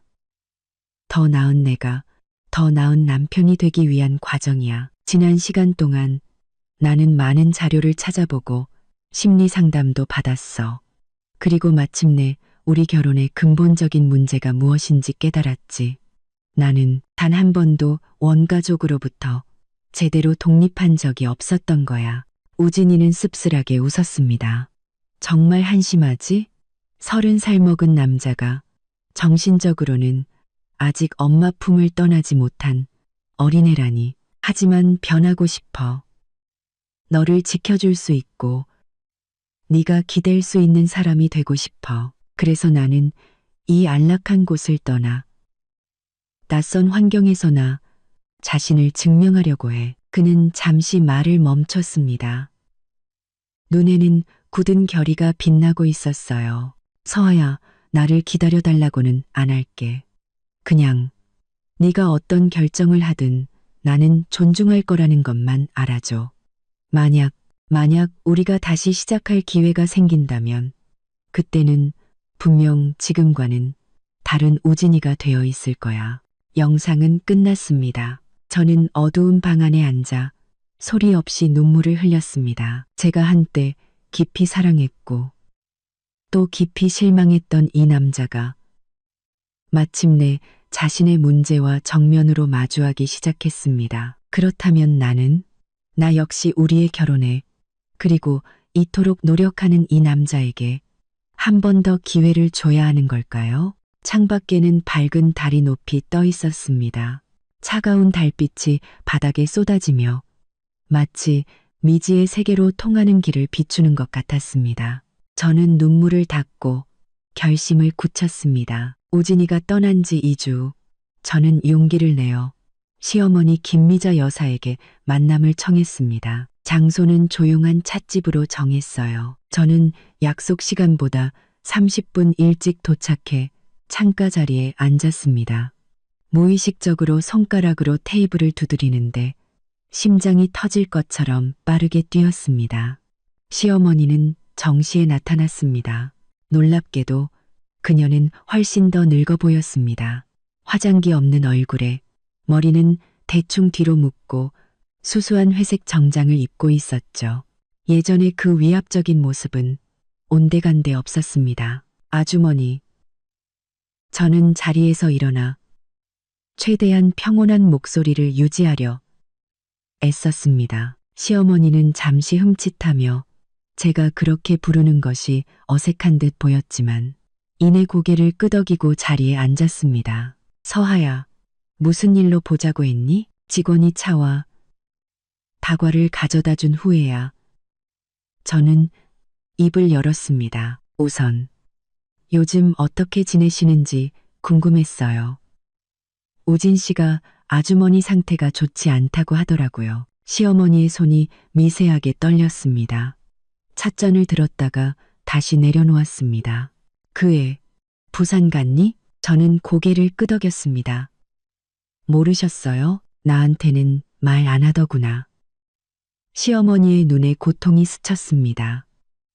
그날 병원에서 그런 일이 있고 나서부터 집에 거의 들어오지 않았어. 저는 그녀의 표정을 살피며 문득 깨달았습니다. 한때 저를 두렵게 했던 이 여인이 이제는 온 가족에게 외면당한 외로운 노인에 불과하다는 것을요. 아주머니, 저는 심호흡을 했습니다. 오늘 제가 오자고 한 건 아주머니와 솔직하게 이야기를 나누고 싶어서예요. 누구를 탓하려는 게 아니라 화해하고 싶어서요. 시어머니는 고개를 들었습니다. 눈에는 놀라움과 의심이 가득했어요. 이건 우진 씨가 부산 가기 전에 제게 준 거예요. 저는 그 USB를 꺼내 테이블 위에 올려놓았습니다. 안에는 아주머니께서 여러 번 허락 없이 저희 집에 들어오셨다는 증거, 친척들에게 제 험담을 하신 녹음 파일, 그리고 수년간 집안이 불공평했다는 여러 증거들이 들어있어요. 시어머니의 얼굴이 새하얗게 질렸습니다. 그 애가 그런 걸 왜 모은 거야? 아주머니를 공격하려는 게 아니에요. 제가 조용히 말했습니다. 제게 증명하고 싶었던 거예요. 자기는 이제 제 편에 서기로 했다는 걸요. 시어머니는 찻잔을 쥔 손에 힘을 주어 손가락 마디가 하얗게 변했습니다. 저는 말을 이었습니다. 우진 씨가 부산에 간 건 아주머니에 대한 의존에서 벗어나 스스로 결정하는 법을 배우기 위해서예요. 그리고 아주머니는 가장 효자였던 아들을 잃으신 거고요. 나는 다 그 애들을 위해서 그런 건데. 시어머니의 목소리가 떨리기 시작했습니다.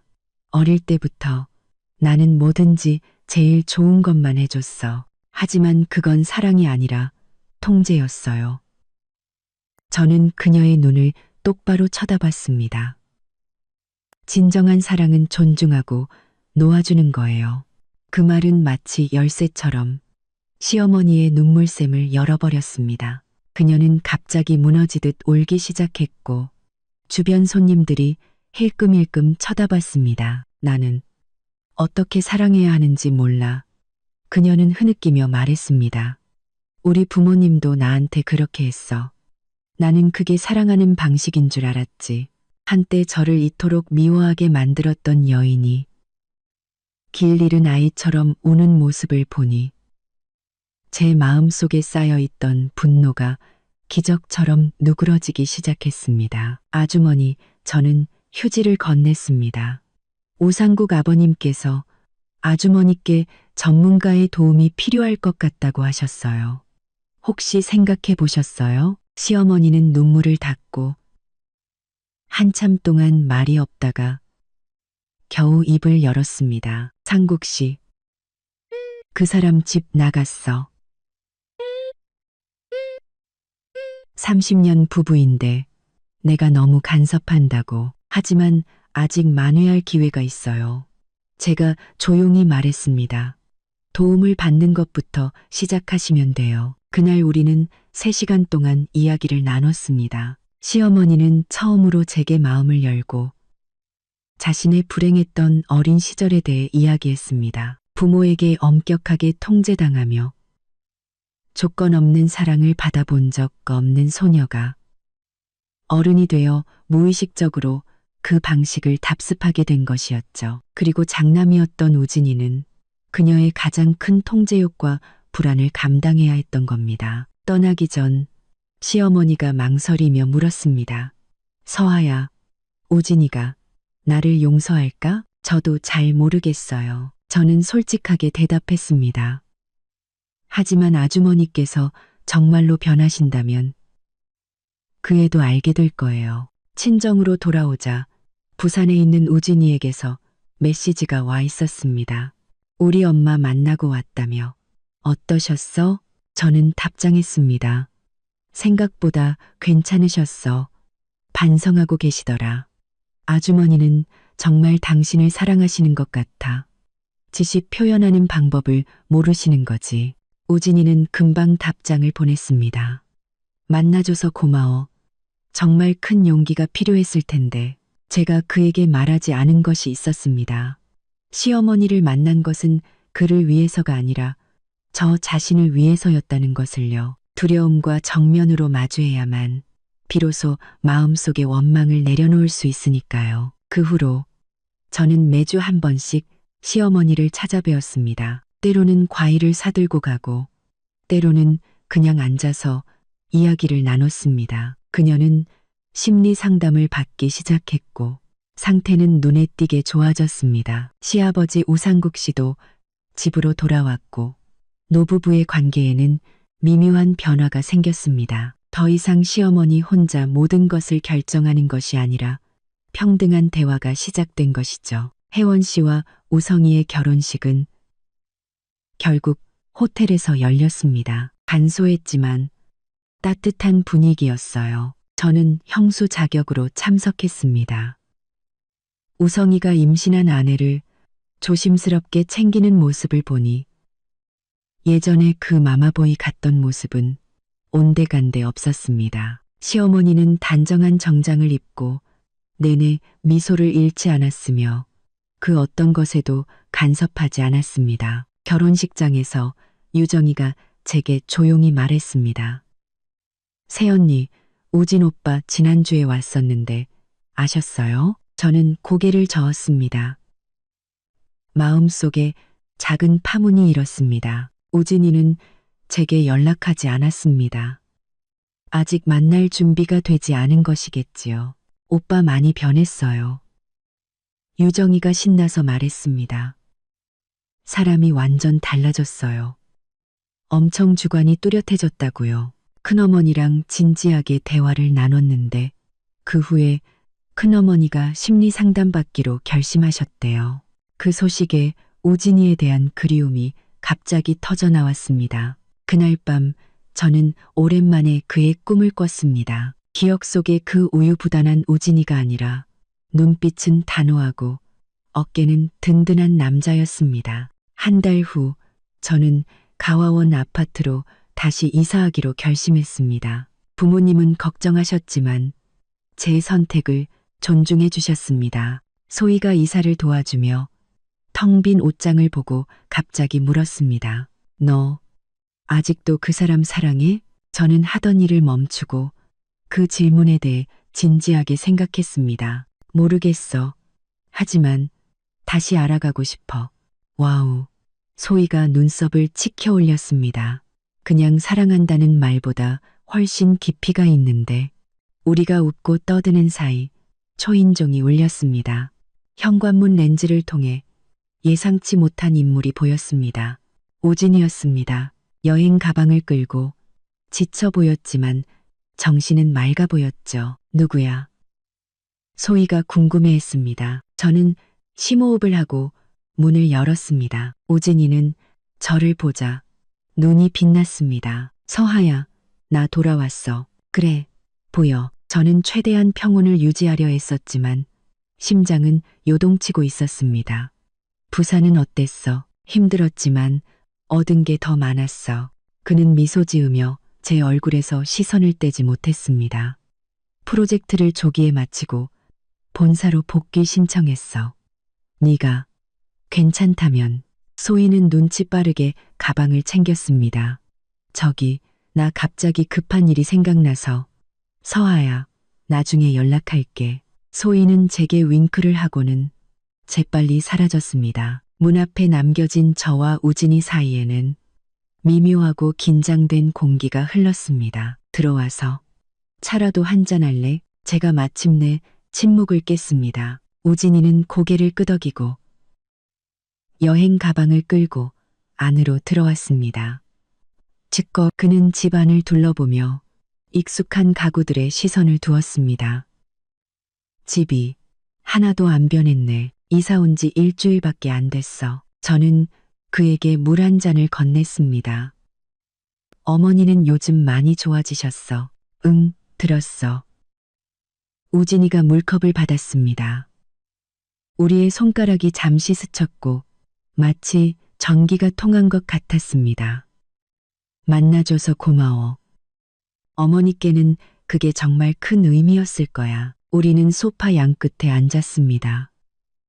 마치 처음 만난 낯선 사람들처럼 조심스럽게 서로를 탐색했습니다. 부산에서 많은 생각을 했어. 우진이가 마침내 입을 열었습니다. 우리에 대해서, 가족에 대해서, 심지어 심리 상담도 받았어. 저는 조금 놀랐습니다. 정말 그는 고개를 끄덕였습니다. 의사 선생님이 그러시더라.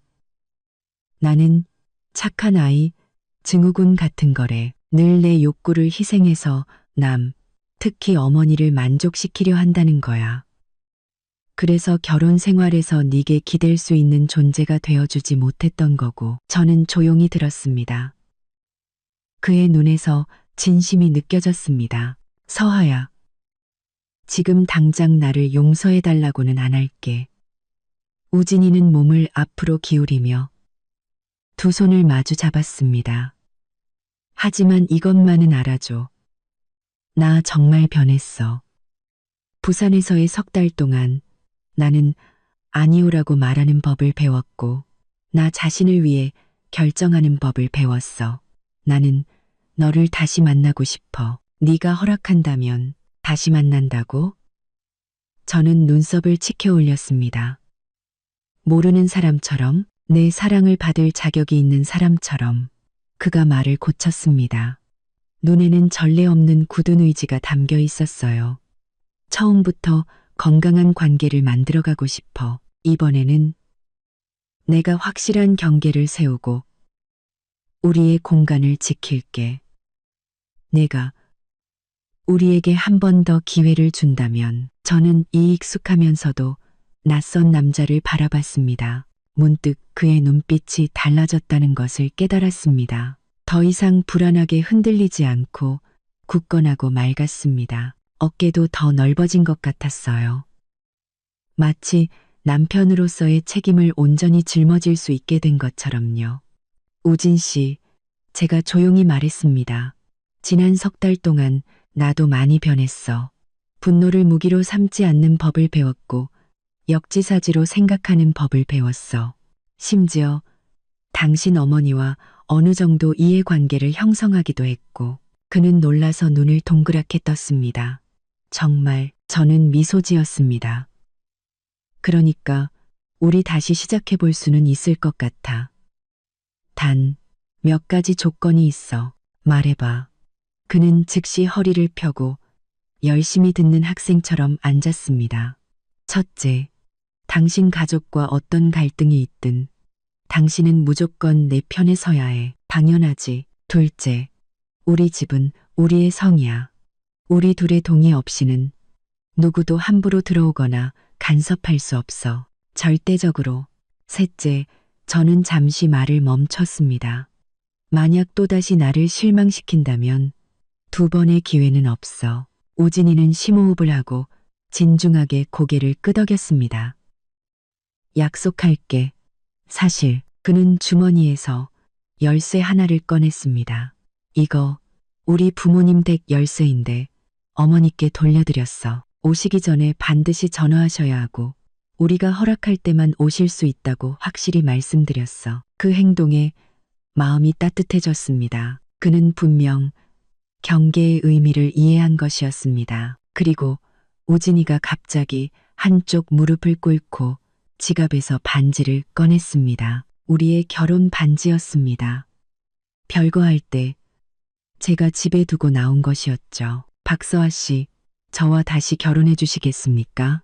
비겁했던 과거의 우진이가 아니라 마침내 어른이 된 이 남자와요. 저는 그의 진심 어린 눈빛을 보며 문득 우리가 처음 만났을 때를 떠올렸습니다. 대학교 도서관에서 그가 얼굴을 붉히며 제게 펜을 빌리던 모습을요. 그때의 그는 수줍었지만 진실했습니다.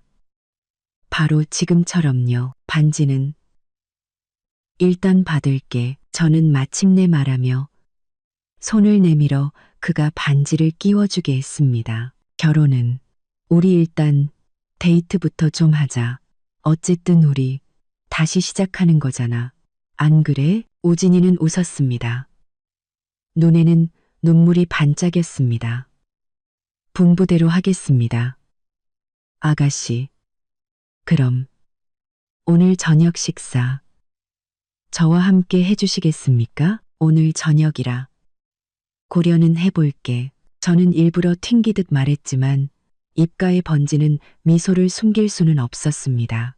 대신 이번에는 제일 비싼 레스토랑으로. 문제없지. 그가 일어나 갑자기 용기를 내어 저를 가볍게 안았습니다. 고마워, 서하야. 이런 기회를 줘서. 그의 품에서 익숙하면서도 낯선 향기가 났습니다. 같은 우진이었지만 속은 다른 사람이 되어 있었습니다. 그 느낌은 기묘하고도 아름다웠습니다. 마치 봄날 꽁꽁 언 땅을 뚫고 솟아나는 새싹처럼 무한한 가능성으로 가득 차 있었습니다. 그날 밤 우리는 도시에서 가장 높은 회전 레스토랑에서 저녁 식사를 했습니다. 마치 첫 데이트를 하는 커플처럼 긴장되고 설렜습니다. 우진이는 부산에서의 경험을 이야기했고 저는 지난 석 달간의 심경 변화를 나누었습니다. 우리는 조심스럽게 아팠던 이야기들을 피하며 서로를 다시 발견하는 데 집중했습니다. 집으로 돌아오는 길, 그가 조심스럽게 제 손을 잡았고 저는 거절하지 않았습니다. 밤바람은 부드럽고 별은 반짝였습니다. 우리는 수없이 함께 걸었던 거리를 천천히 걸었지만 마치 새로운 길을 발견한 것 같았습니다. 아, 맞다. 아파트에 거의 다다랐을 때 우진이가 갑자기 말했습니다. 혜원이가 너한테 고맙다고 전해달래. 나한테 뭘? 네가 건강한 부부 관계가 뭔지 깨닫게 해줬대. 우진이는 미소 지었습니다. 그 애랑 우성이 지금 따로 나가 살아. 일주일에 한 번만 부모님 댁에 가고 그리고 우성이가 싫다는 말을 할 줄 알게 됐어. 그 소식에 저는 마음이 놓였습니다. 어머니는 받아들이셔? 놀랍게도 그러셔. 우진이가 고개를 끄덕였습니다. 심리 상담 받으신 후로 많이 변하셨어. 가끔 예전 모습이 나오긴 하지만 전반적으로 좋아지고 계셔. 집 앞에 도착했을 때 우진이가 망설였습니다.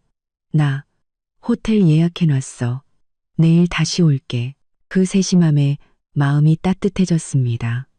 그는 제 공간과 속도를 존중하는 법을 배운 것이었습니다. 하지만 지쳐 보이면서도 기대에 찬 그의 눈빛을 보니 저는 결심을 굳혔습니다. 건넌방 비어 있는데 하룻밤 정도는 재워줄 수 있어. 우진이의 눈이 빛났습니다.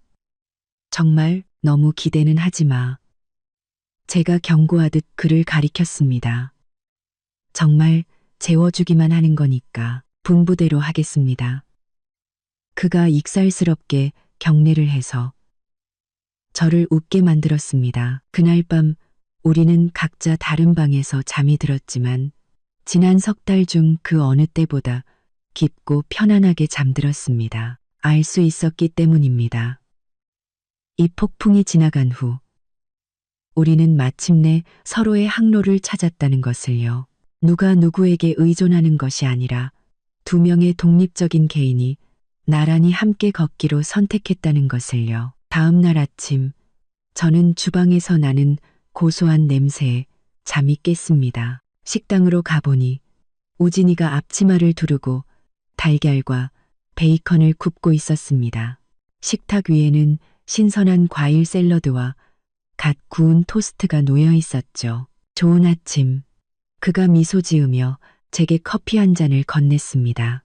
늘 마시던 대로 설탕 빼고 우유만 넣었어. 그 익숙한 세심함에 코끝이 찡해졌습니다. 커피를 받아들고 조용히 고맙다고 말했습니다. 문득 냉장고에 붙어있는 쪽지가 눈에 들어왔습니다. 서하야, 좋은 아침. 사랑하는 너의 우진이가. 연애할 때처럼 그가 다시 쪽지를 남기기 시작한 것이었습니다. 이 작은 의식은 한때 우리 사랑의 가장 달콤한 부분 중 하나였습니다. 왜 그래? 우진이가 걱정스럽게 물었습니다. 커피가 입에 안 맞아? 저는 고개를 저으며 쪽지를 가리켰습니다. 우리 첫 데이트 후에 네가 쪽지 남기기 시작했던 거 기억나? 그때는 부끄러워서 얼굴 보고는 사랑한다는 말도 못했잖아. 그랬지. 그가 머리를 극적이며 조금 쑥스러워했습니다. 그러다 언제부터 안 쓰게 됐더라? 생활이 낭만을 무디게 만들었으니까. 제가 조용히 말했습니다. 그리고 우리 둘만의 세계에 너무 많은 사람들을 끌어들였으니까. 우진이는 프라이팬을 내려놓고 저를 진지하게 쳐다봤습니다. 이번에는 절대 그러지 않을 거야. 약속할게. 햇살이 커튼을 통해 쏟아져 들어오며 이 평범한 아침을 금빛으로 물들였습니다. 우리는 조용히 아침 식사를 했습니다. 가끔 서로를 보며 미소 짓는 것이 마치 세상에서 가장 행복한 부부 같았죠. 하지만 저는 알고 있었습니다. 우리의 길은 이제 막 시작되었다는 것을요. 신뢰를 다시 쌓는 것은 처음 쌓는 것보다 훨씬 더 어렵습니다. 매일매일의 꾸준함과 인내가 필요하죠. 하지만 지금 이 순간 맞은편에 앉은 저 익숙하면서도 낯선 남자를 보며 저는 믿고 싶어졌습니다. 어떤 균열은 아문 뒤에 원래보다 더 단단해진다는 것을요. 어떤 사랑은 비바람을 겪은 뒤에 더 맑아진다는 것을요. 결국 봄의 새싹은 사계절의 순환을 겪어야만 하늘을 찌르는 거목으로 자라나는 법이니까요. 그리고 우리의 결혼은 아마도 이제야 진정한 봄을 맞이하고 있는지도 모릅니다.